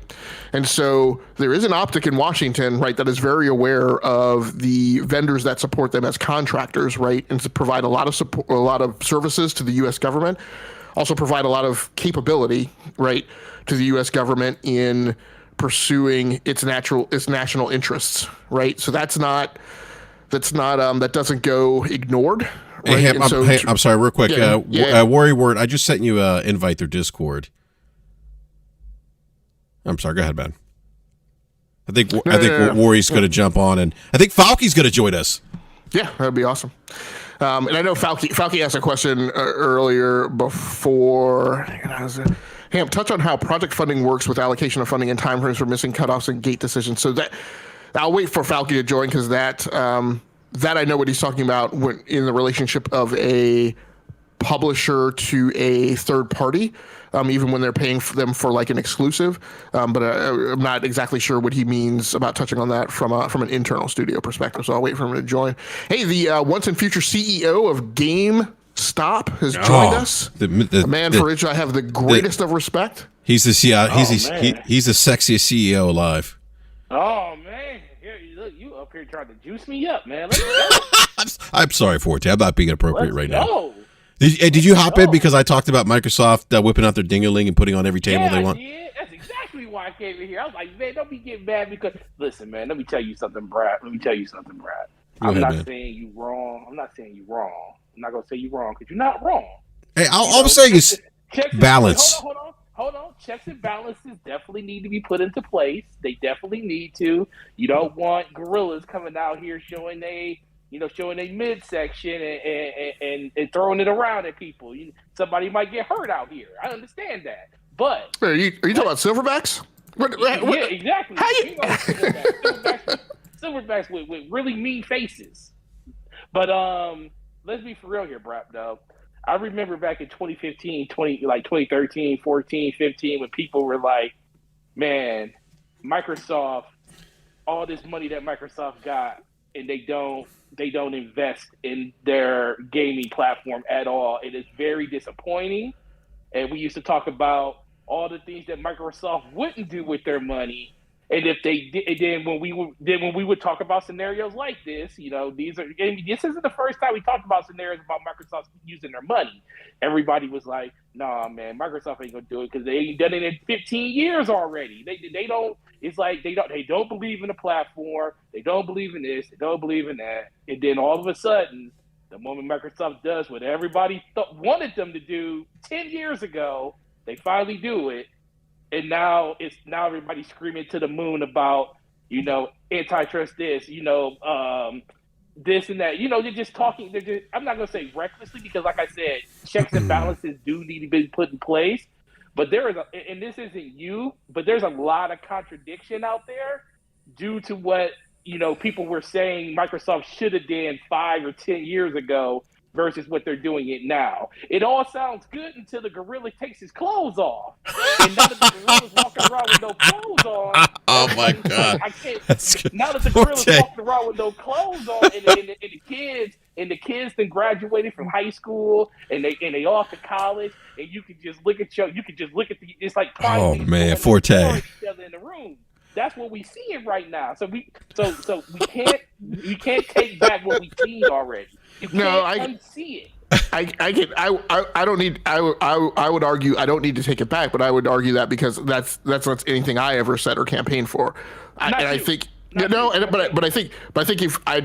my challenge would be, let's pull that thread, right, and find out were people saying Microsoft should toss its money around and buy a lot of companies, or Microsoft should toss its money around and hire a bunch of people and get sharpshooters and type A personalities and people in charge who can kind of, I hate to use the term, who can instantiate the discipline that's needed to get out of the production pipeline what it needs to get. I mean, my concern is, and look, you know, I'm dual-hatted on this, right? I mentioned this on the show before. From a student of the industry perspective, I am probably more curious. My curiosity overrides my care and prudence, and I'm curious to see what happens and what Microsoft does if they do own Activision, right, and kind of all of the possibilities that introduces. Because what I don't like to do as a student of the industry is I don't like to watch the industry hang around for 10 to 20 years and just be static and do what it always does, right? It's my reality TV show, right? But from a business perspective, from a technology perspective, from a technical leadership perspective, my concern would be, it's neat that Phil went and got the $70 billion from Satya, or maybe Satya said, "Hey, Phil, why are we fucking around?" Sorry for the language, but probably more of what happened. Forte, Satya took his clothes off. Forte, is that what you're saying? but part of my concern is, his clothes off. You know, we've spent 4 years buying studios, right? 5 years by the time next year rolls around, and we haven't necessarily seen the output that's commensurate with those studios. How does, again, what I keep asking, right? How does adding Activision to the mix fix the problems that already exist? I will say, and you're not wrong. You're not wrong. I will say that I do think how many of those, like a good portion of those studios in 2018 released games. Now we're coming up to the point where it's time to start showing what those studios are working on as their next games. But that was the one problem that I had about all the acquisitions. I even said it on the podcast when they announced it. I was like, dang, I said, this is great that they have all of these studios that they're going to be working with, but pretty much a good 70% of those studios were under some type of contract from somebody else to make a game, and those games were just releasing, and now we have to wait 4 and 5 years to see what these studios are going to be putting out. Now, that doesn't count for stuff like Ninja Theory, because Ninja Theory game had been out for a while, and we're still waiting on what's going on with Hellblade. Or Obsidian. Or Obsidian just released Outer Worlds like the year before that. Yeah, yes, but what I wouldn't have had Obsidian do is I wouldn't have had them focus on Grounded and Pentiment. Oh, right.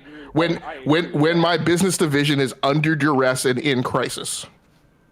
No, and I agree with that. But I think the biggest thing ultimately for me is they are in a situation where, let's be for real. Okay, if we had to just be 100% for real about Microsoft in general, Microsoft is not the type of company outside of developing the cloud network and Windows. What else has Microsoft really pioneered outside of, the software and the cloud infrastructure side of the business? Like, that's where they make most of their money, unless I'm missing something. Well, I think Falky would know. What's up? I'm going to introduce some two guests here. We have David Faulkner. Falky, as we refer to him as. What's up, Falky? How are you, man? Good, Mike. Can you hear me? Yeah, we can hear you. We can hear you loud and clear, man. And then we got Worry Wart. Worry, what's up, man? Hey, what's going on? Worry. The myth, the legend. Let me people to death. What did I do? I said you be out here worrying people to death when you come in the podcast. Jesus. Let me make this point really quick before I forget it. And I'm not making this point because I want anybody listening to dislike Microsoft or Xbox. I'm just thinking about this stuff because at the end of the day, I'm looking for signs that eventually I'm going to get really good content. I'm interested in, companies making a contribution to the culture of gaming, not just, owning a bunch of shit and not doing anything with it. So I talked about this in private with someone. I'm not going to say who because I don't know if they want me to bring this up, but it was about the early 2000s and Microsoft going to court because the U.S. was taken into court for antitrust and anti-consumer behavior. And essentially what happened was Internet Explorer, which was their browser, they packaged in with every copy of their OS, which was Windows. So Adobe and Netscape and other nascent browsers in the industry decided to say this is an unfair advantage because Windows essentially is the market and they're putting in this other product that they own for free. How can we possibly compete with that?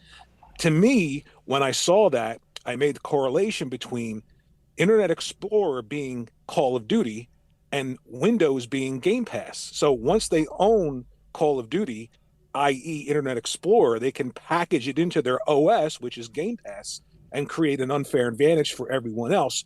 Essentially, hey, you can have your other browsers for $70 while we just take this loss that no one else can take into perpetuity to give ourselves this huge advantage in this nascent market. And if you read those press releases, they mention nascent market a bunch of different times. They're referring to the startup service industry when it comes to gaming.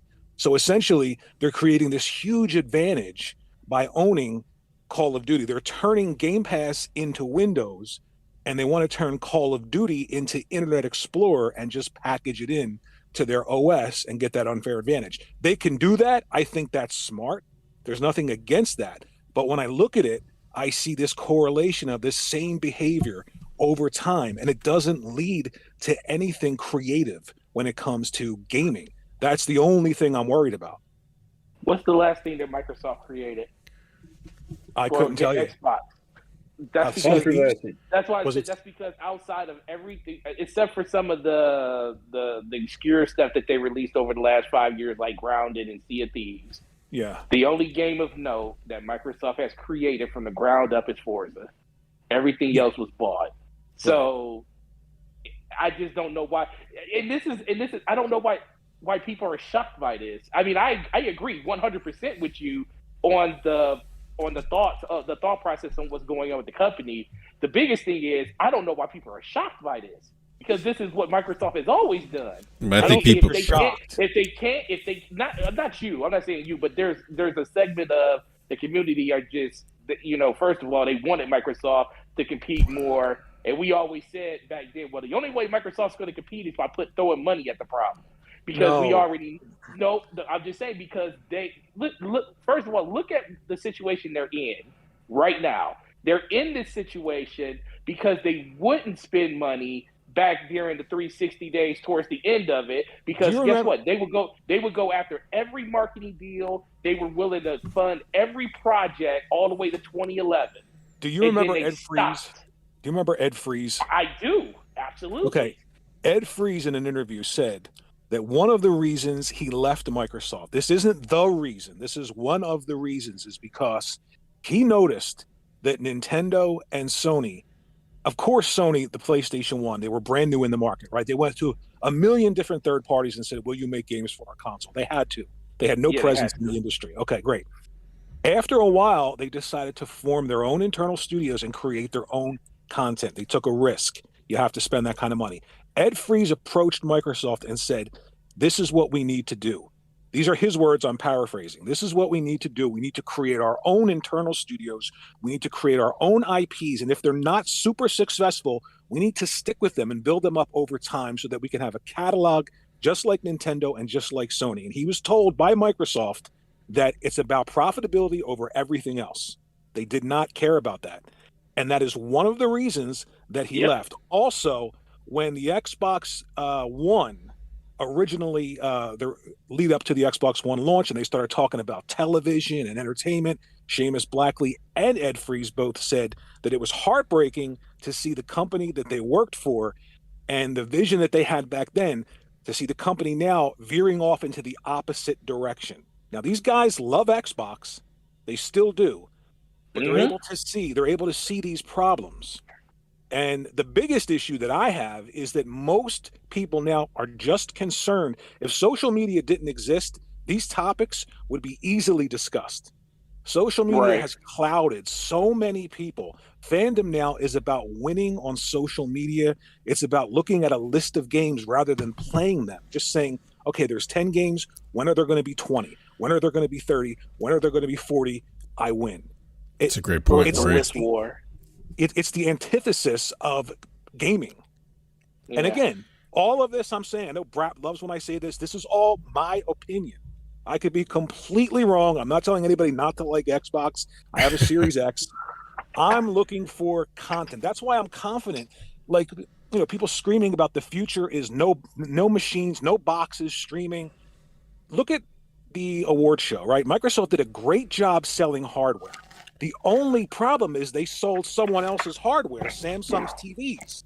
They didn't sell their own. There has to be hardware for things to exist. Game Pass can't exist in a cloud beamed into your brain.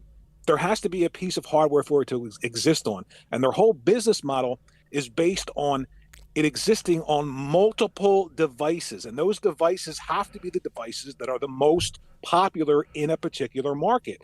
And if they're not interested in making Xbox the most popular machine, they're going to have to be on PlayStation or Nintendo, or just exist on a PC and a television. So, of course, I'm happy that Nintendo is always going to make essentially toys. And I don't mean that in a bad way. I think it's great that they still follow that withered technology model that Gunpei Yokoi set forward a long time ago. I think that's great. Taking old technology, doing something new with it. I know people hate that. Sometimes it leads to great successes like the Wii, sometimes huge failures like the Wii U. But I just want to look for a track record of eventually we're going to get to some great content. And I just don't feel that that's going to happen. I don't know why I feel that way. Well, I know why I feel that way. I've been around for a long time, since the original Xbox. And I don't know. I mean, you guys were around during the original Xbox, correct? I mean, Warren, I agree with you. Something seems amiss, man. Like they just haven't delivering. Doesn't it seem off from the original Xbox? I mean, that thing was amazing.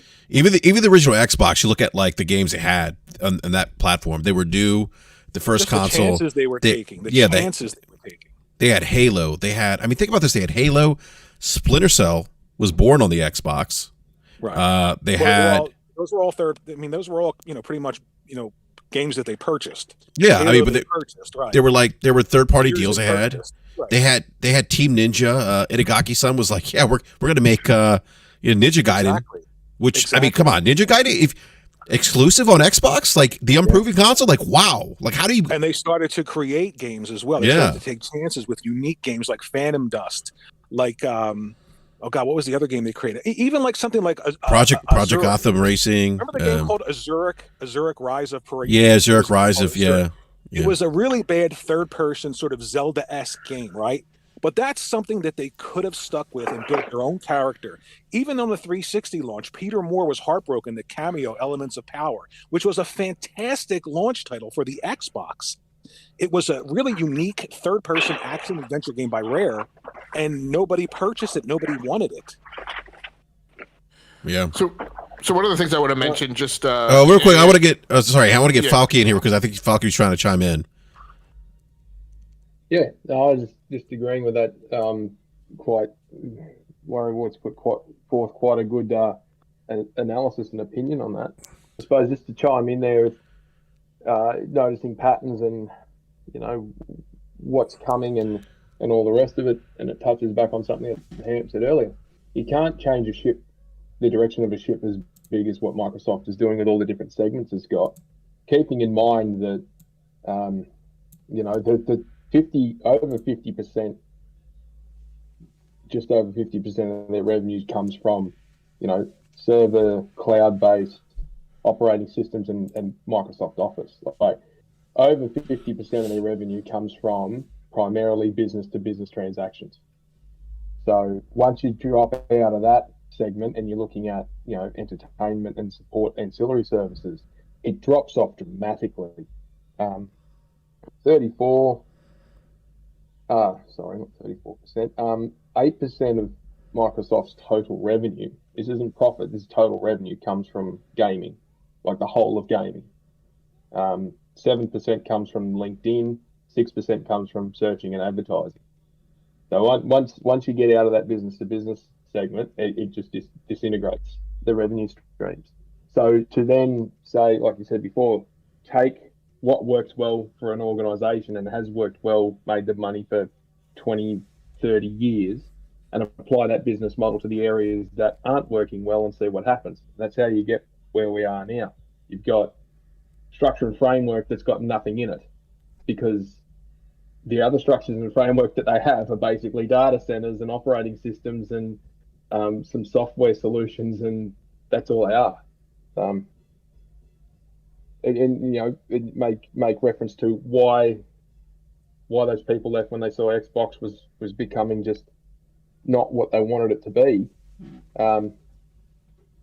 You do some research on it. Software entertainment ranked higher as a profitable industry than computer services back in 2021. And you think winding right back into the early 2000s, computer software services would have been well ahead of software entertainment. I can't quite find the metrics that far back that they seem to want to hang on to them. But, the mad push at the time was, we've got to get in the entertainment sector or we're going to get locked out of it completely, because everything's going, gaming, computer-based, home console, all the rest of it. No one had a clue about streaming back then. So they're always trying to pivot after the fact. But what drives me crazy is they've got all of this technology at their disposal at Xbox, and they just don't utilize it at all. Yeah, that's what I said earlier, but they have access to all these APIs, development tools, and something's just not clicking for some reason. You know what's really odd is... I'm sorry, go ahead. I suppose to finish off is, yes, something's not clicking, but I think when we talk about discipline and drive and all the rest of it, where's the risk? Like we talk about the risk of failure. They've failed to deliver content at certain levels of expectation. They've not met expectations by their customer base or the broader industry as a whole. And BRAP was ranting earlier about it. We're ranting out of frustration because we as professionals and even those that know gaming, we see the potential and they continuously fail to meet it, and they just do nothing with it. And when they do try to do something with it, they just fuck it up. So what I think might be the biggest problem here is, what's the consequence of them not performing? Like, PlayStation has a bad run and it'll haul Sony as a whole group down. Nintendo has a bad run, that whole company's on the rocks, right? Same with most of the big four publishers. That Activision has a couple of bad releases, and all of a sudden they're under financial pressure and they're looking for more investment to continue to hold the level that they're at. Same with Take-Two, EA, and Ubisoft. But if Xbox has a disaster like they have in 2022, and I'll argue with anyone on this, how can you claim you've had a successful year when you've not released any serious AAA games, you've failed to secure AAA games into your service, and you're hanging your hat on third-party deliverancing, and you've got hardware that's not capable of meeting the expectations of what you promised? Any kind of review internally would identify that they have not had a great year. And with the Activision thing hanging over everybody's head, you can see quite clearly it's upsetting Phil and it's upsetting a few other people. But if there's no consequence for failure, where's the incentive to succeed? Not just that. Don't have it. Not just that. Yeah, go ahead, If there's no consequence for failure, I agree with you there. But here's the real kicker. When they say that Sony is holding them back and not allowing them to compete, and they're able to spend almost the market cap of Sony in an afternoon in cash, and then turn around and say that's the company that's holding them back, there's a disconnect there. It's like saying, hey, I'm going to meet you guys in the club. I'm 6'4", 260 pounds, but I can't get in because the bouncer is 5 foot and 90 pounds and he won't let me in. It doesn't make any sense. There's no risk for them. And when you say that they're unwilling to use these things, I don't think that they're unwilling. I think they just don't want to. They want to change the market to what they know, and that's service. They want to make Game Pass Windows. They say you can have your service too. There's not a lot of services. They're anticipating, just like with mobile, they got stung with mobile. They missed it. They anticipate services being the next mobile. So they want to make sure that not only are they in on the ground floor, but they want to take the steps out of the building so nobody can get up to the second floor. And they're doing that by buying this studio. They're doing that by buying these IPs that they can leverage to make their service already a monster so that no one else, past, present, or future, can compete. That's what they're doing. And I just don't see that as something that's attractive to me personally, as somebody who's looking for that great content. I don't understand, while this is all going on, what are all these other studios doing? If you say you can't compete, they have so many exclusives. Why do they have these exclusives? They didn't just find them, they created them. Why can't Microsoft create great games? Take a risk. If it doesn't work out, stick with it for a sequel. See what happens instead of just make an excuse for not being able to create. Yeah, that's a great point. That's a great point, Warren. And I actually may have mentioned this on Crossfire too, and I think maybe on a previous BRAP rant that I've always asked the question. Is part of why we see consistent and really just consistency and quality of content from Nintendo and Sony. Is part of that because they have more skin in the game here. There's more at risk for them if they fail, right? They have more to lose than maybe Microsoft, because Microsoft's not really. I think, Falky, you mentioned 8%, 6% of their revenue is from gaming. And if gaming doesn't work out, Microsoft's fine. If Sony doesn't work, if PlayStation doesn't work out for Sony, Sony's in trouble. Nintendo, we know Nintendo. This is it for them. There could be something. There's something to be said, I think, for when you got a lot of skin in the game, and if this thing doesn't work out, you may be a little more motivated or incentivized to put your best foot forward and put out a product that's going to do well. Yeah, go ahead, Worry. But if you look back at like the NES, right? I mean, the original Zelda didn't sell incredibly well. Metroid has never been a huge seller. In fact, Metroid Dread, the latest Metroid, was the highest selling Metroid ever at 3 million copies. So they didn't have skin in the game either. You have to want to be in this market. You can't just say, well, there are only 450 million total people in this market that buy consoles, and we don't like that.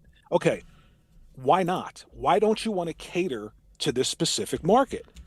You can't just say, we want to cater to everyone in this specific market, but there are people outside of this market, and we want those people too. So to get those people, we're going to ignore the 450 million people and what they want. It doesn't make any sense. So Nintendo didn't have a lot of skin in the game, and they built those IPs up over time.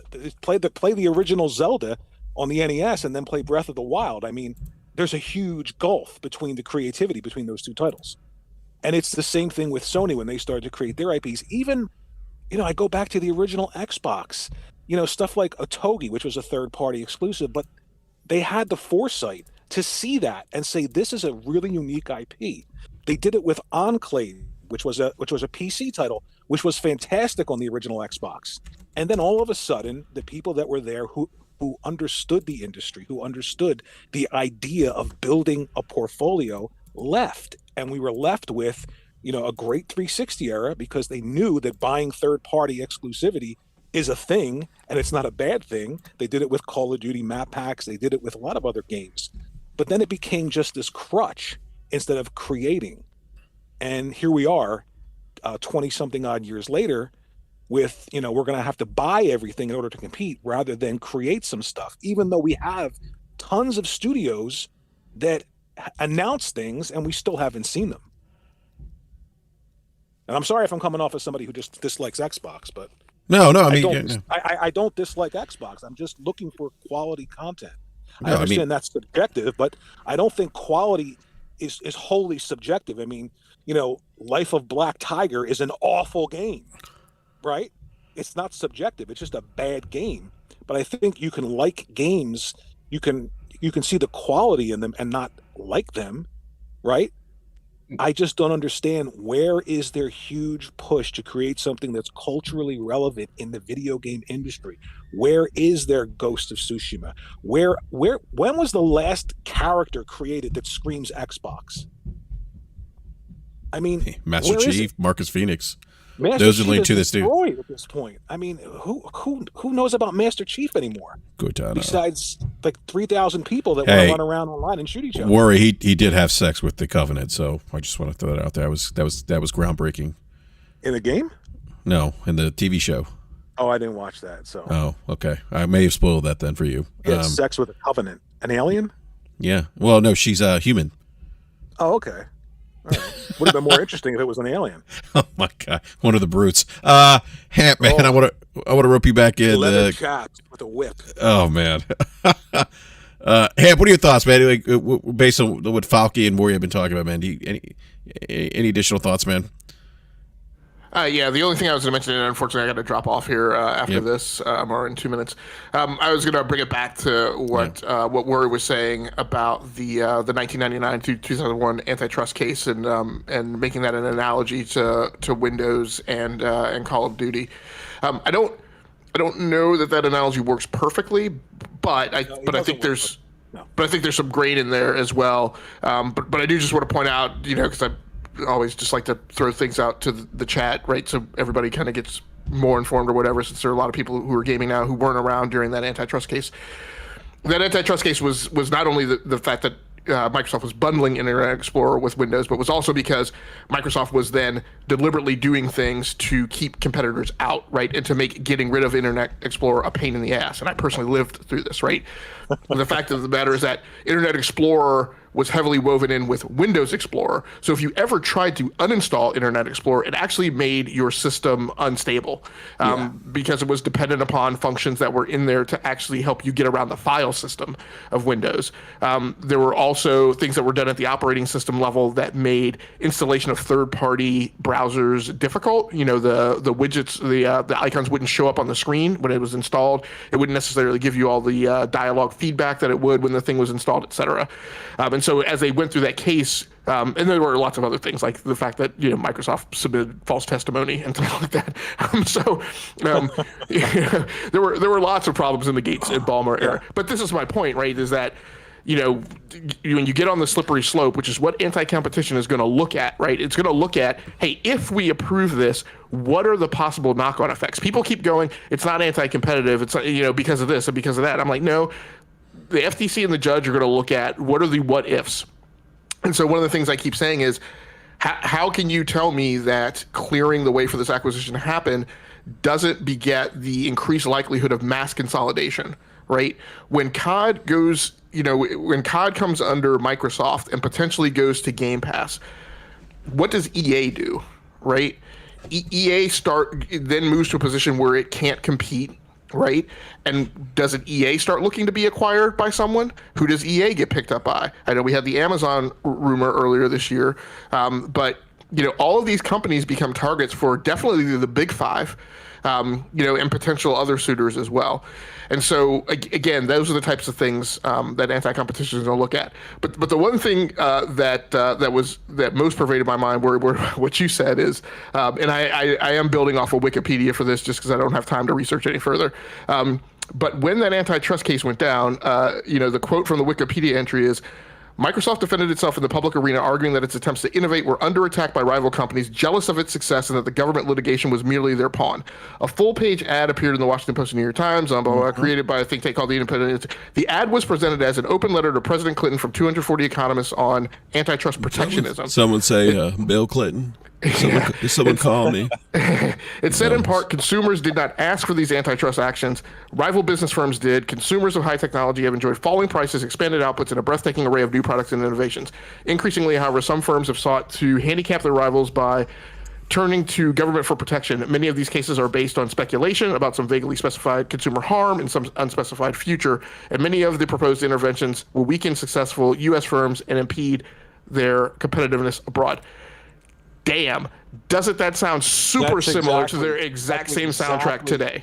That's exactly why I made that correlation, because when I heard that said in those statements, I thought about the 2001 antitrust suit. It's the parallel that I made doesn't work exactly. You're right. However, but their arguments do. The argument and the intent is the same, and the argument is almost word for word. And that was actually reversed, even though originally it was thrown out because the judge spoke to the media. The judge was threw it all out. Yeah. And then when they went back, they said, okay, you have to break up these certain things. But at that point, the damage was done. Netscape was almost gone. Adobe was almost gone. So the intent worked, and they took those losses and got the end result that they wanted. So I see a parallel here. And the only reason I brought it up is not because I want to downplay Microsoft or Xbox. It's because I don't like this track record of not really wanting to engage on the cultural level when it comes to creating games, just changing the market so that you have this control. I wouldn't mind it as much if we had these really stellar games and they were creating things, but it doesn't seem like they want to do anything until maybe all of this control is in their hands. And then what? Then what happens? What's the incentive for them to create anything great if they don't have to? I mean, you see people say it now. Microsoft has no games and they're making record profits. Why would you be excited about that? What's the excitement level of buying something that you're supposed to essentially play with? We're grown men talking about toys. We play with them, right? I don't care. I'm a nerd. But why would you buy something you're supposed to play with and then be excited when you can't play with it? It doesn't make any sense to me. Yep. So Phil should retire in about 4 years. That's probably what's going to happen. And another lifetime achievement award. Yep. And he should then start ramping up for his presidential run, and then they should bring Strauss Zelnick in to head Microsoft Games. Oh wow! So good old Strauss. Who would be great though, honestly, in terms of gaming, to come in there and run that division? Sean Layden. It's Strauss. Or Strauss, yeah.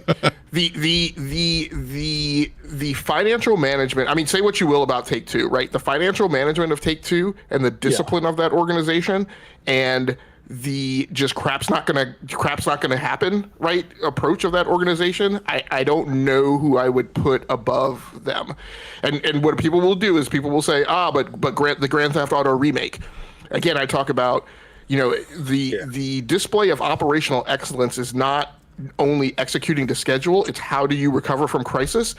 Yes, they had a problem with the Grand Theft Auto remake. They identified that problem and they fixed it in a few months span of time. That is not something that another gaming organization could do. That is not something that another gaming organization could pull off in terms of a return to green. They also did that themselves, right, by taking that back in-house. That is the type, in my opinion, that is the type of operational excellence and acumen that you really need, right, with a studio that's held accountable, right, and that drives results. Yeah. That's a great point, Hamp. All right. Unfortunately, BRAP, I got to drop off, but it was a great conversation. Awesome having Falky jump on. Awesome having Word jump on. I hope I get to talk to you guys more in the future. Yeah, no, absolutely. And I do need to hop off here in a couple minutes as well. But yeah, me too. Yeah, but no, look, very. I hope everyone in the live chat. Part of having this conversation is to have dialogue. I feel like, again, worry like part of the issue I have with gaming Twitter is like nobody wants to have dialogue. Well, this is why I don't engage much on social media or podcast or anything like that. I just want better games. I don't care about who's shaking hands after a show. Who goes to church every Sunday. I don't care. I just want I hear you, man. There to be really, really stellar games. That's all I want. Well, that's what it's supposed to be about. Like there are on Xbox. That's my own personal thing. Yeah, I just don't feel like there are. So sorry, I'll jump in here. I put it in the chat earlier, and I've said it a few times recently. And it's a line out of an anime, and you know, it's something that sort of hit home to me. What matters is results, and also what matters is how you get those results, and the discipline in getting those results. And at the moment, there's just where are the runs on the board? It's all talk, no show. And yeah, fair enough. There's games going into Game Pass and there's stuff to play on Xbox and all that. If you're going to go to that level of semantics to try and explain away the failings of the last 2.5 years, you know, we were sold, we were promised this thing eats monsters. We were promised massive amounts of power. We were promised so much in the lead up to it, and they have not. You list all those promises and you show me where they met them. They haven't. It's close enough to false advertising as you can get without getting sued for it in some instances. Yeah, I mean, but they do really well on social media. That's all that matters. Yeah, well. Yeah.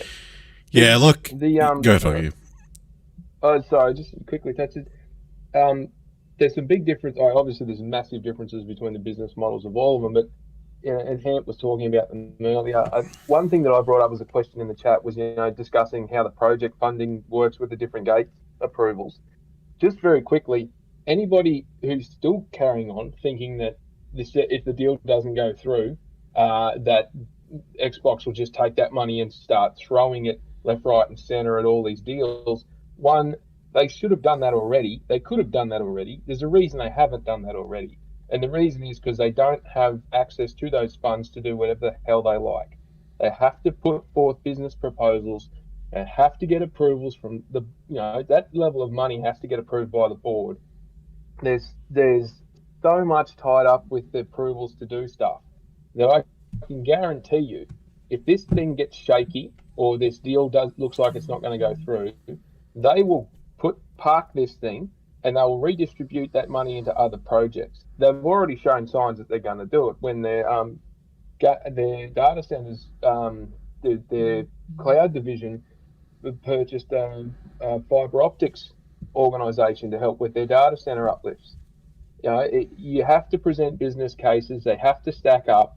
They don't just go and throw money after nothing, because there's rules around what they can and can't do, and they have to report these rules back to the SEC and IFRS and all those sort of places. So if anyone thinks that if the deal gets knocked on the head, they're going to have $70 billion to go and do what, you know, chase down games, and Sony should be scared because they're going to go hard at them. Why haven't they done that already? There's a reason they haven't done that already. And there's what keeps saying, it's just, it doesn't stack up. From the business side of things, it doesn't stack up. There's something going on that we're not aware of. And I get the sense that this is the Hail Mary. If this thing doesn't go through, and I've said it a few times, this could be the opportunity for Microsoft to actually get rid of Xbox out of its business, to reverse merger it out and give it to someone else. It may not be what they intended to do, but it might be one of the remedies that pop up where they have to divest it out of their organisation. But it's an absolute ball and chain on the organisation as a whole at the moment. Hey, David, let me ask you something. Like, what are the things I've said just my opinion on the whole FTC thing, and now we know that, you know, they're going to owe Activision Blizzard $3 billion because the deal's not going to close by June of 2023. The hearing here in the United States for the FTC and Microsoft starts August of 2023. This could drag out. That could drag out a couple more months. While this is happening, though, could there be, and I call them the bean counters, you know, the people countering the financials, could they be looking at this saying, wait a minute, the amount of money we're putting into, one, for counsel on this, we've had to pay Activision $3 billion. The longer this thing goes on, the more money that we're spending. Maybe the stock price of Activision goes up now. Maybe Activision goes back to the table and says, wait a minute, guys, our stock price is up. You know, we want to, again, that's speculatory. I'm not saying it's going to happen. we want to renegotiate the terms of the deal now because the stock's up, or the analysts are looking at the money that's going on. They say, what, it's just not worth our time right now. We're spending money. We don't know if this deal's going to happen. The return on the investment at the time. I mean, time is money. Like, could that happen? Could those I call them bean counters, but could those individuals, like those analysts, say, wait a minute, like, hey, we need to reevaluate this deal because we are spending money. And look, but yes, Microsoft's $2 trillion company, but they do have budgets. They have allocated budgets. They don't have unlimited these. If you work for a corporation, you understand that different departments, groups have allocated fiscal budgets that they have to work within. They don't have access to that $2 trillion war chest per se. So, could you see that scenario, like Dave? Like, could that be something that happens? Absolutely. You think about when they do their budgets and they have to do 5-year projections, and they file this shit with the SEC and the IRS and heaps of other oversight bodies. They have to do 3, 5, and 7-year projections. And you think when they lodged them last year, in August, September last year, when they lodged their annual accounts, they've gone, right, here's the forecast looking forward. Oh, we're going to take $70 billion out of our cash and cash equivalents, and we're going to convert that into, we're going to buy a business. So then that shifts around in the balance sheet, and it might have net effect there if it increases their goodwill, and they bring on a heap of assets. Where it matters is in the profit and losses. So there's an uplift in revenue. And that uplift in revenue, it doesn't go straight back to be say, we're going to put it in the bank. That uplift in revenue, then the available money goes into funding future projects. Now, if that doesn't happen, the entirety of all those future projects that it was allocated for all of a sudden have to be funded some other way. Now, it may or may not be that they can backfill it with what they've currently got. It may need that they go and invest the money elsewhere. I've been quite vocal in saying they shouldn't spend the money in gaming. They should spend it in updating their data centers and whatnot to catch up to AWS and Google, because they've got massive amounts of performance issues with their Azure system for businesses. It taps out at a certain point. They need to free it up, and they need to improve those networks. That's where they're going to make a lot more money, by investing $5 or $6 or $8 billion in those uplifts, rather than $70 billion in something that, to be honest, has a lot of downside. If they try and say, well, we're going to take all this stuff and put it in Game Pass, and we're going to erode that revenue stream, because they're still onboarding $7 billion worth of cost for an $8.8 billion revenue stream. If you take COD off PlayStation, PlayStation will lose $500 million. Activision will lose $1.4 billion, and straight away that thing is a non-profitable venture.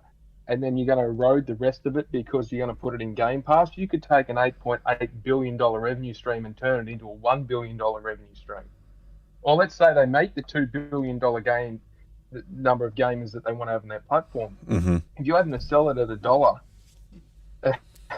if you're having to sell it at $1 or giving it away for free just to get people to use it, you're only going to have a couple of $1 billion worth of revenue to cover $7 or $8 billion worth of cost. Yeah. So you're backfilling it again from somewhere else. Yeah, you're moving money around. Yeah. Yeah. You're doing some nice accounting. Exactly. Now, I say all of that because you're exactly right. The bean counters will have analysed the shit. They should have. If they haven't, Microsoft is going to be looking like an absolute fool of a company. But they should have had a team, probably 10 or 15, maybe even 20 financial analysts and accountants and not data engineers. Analytics, yeah. Yeah, data analysts and business segment analysts and that. They will have looked at this, and they'll have people that are looking just specifically, what does it do to our share price and how does it affect our shareholders? And that, like, there'll be a team that are looking at this, at least 20 people. Yeah. And they'll go, right, these are all the permutations that could happen in these different zones, and at this point we would make this decision. If it gets to that point, we'll reassess and make that decision. If they're going to cough up $3 or $4 billion to effectively go nowhere, at a point that becomes quite likely. They'll say, right, that's it, pull the plug. We're not going to spend another $1 billion just to get the same answer. And yes, the timelines look bad for the FTC. Everyone seems to forget now that the CMA is going to come back to us by the end of March. They are legally bound to give an answer by the end of March.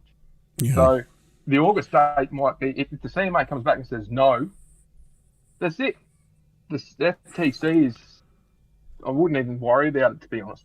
I mean, if the CMA says no, what's the FTC going to do? Yeah, I mean, look, I just want to get this last thought here. Maybe get Warrior Word to jump in if you have something else to say, because I do need to go. But I'll say this: regarding the FTC thing, like I didn't think we'd get here with the FTC. I always thought the EU CMA were going to be more difficult for Microsoft, but I think given the FTC suing to block this deal, I think it's even potentially got even harder for Microsoft and the EU into the CMA now. So it's going to be interesting how this thing pans out. I want to go to Warrior real quick. Warrior, any closing thoughts, man, before we wrap up? No, I don't have any. I have to get going. Yeah. Okay. Yeah, I do too. And hey, David, Warrior, I really appreciate the both of you popping in and chatting with us this afternoon. Really appreciate your time as always. We'll have to have this chat again, gentlemen. It's always a pleasure. Warrior, I got to say, I'm with you, man. Like I get it, man. The games, the impact of gaming culture. I think you summed up and articulate how I feel. And I haven't been able to articulate as well as you have. But I agree with you on that, man. Like and we've been there for 20 years on that platform. So, yeah. But David, always a pleasure again. Thank you. I know there's a time difference between us too, David. So I really appreciate your time as always, man. I appreciate it. Thanks for letting me jump in. Yeah, absolutely. And big shout out to Forte, who's at work. Thank you, Forte, and Hamp joining us. Hey, thank you so much, everyone in the live chat. Really appreciate it. Look, there's no BRAP without the live chat, and everyone who tunes in the show after the fact, after we go live or after we go off air and listens to the show later on, please hit that like button and subscribe if you haven't done so already. And I think we're going to do a show next week. We're getting close to the holidays. So I think Wednesday's show might be kind of a year in review for 2022, since 2022 is pretty much gone. So, but everyone, thank you so much for hanging out with us this afternoon. Appreciate it. We'll catch you next Wednesday at 9 p.m. Eastern Time.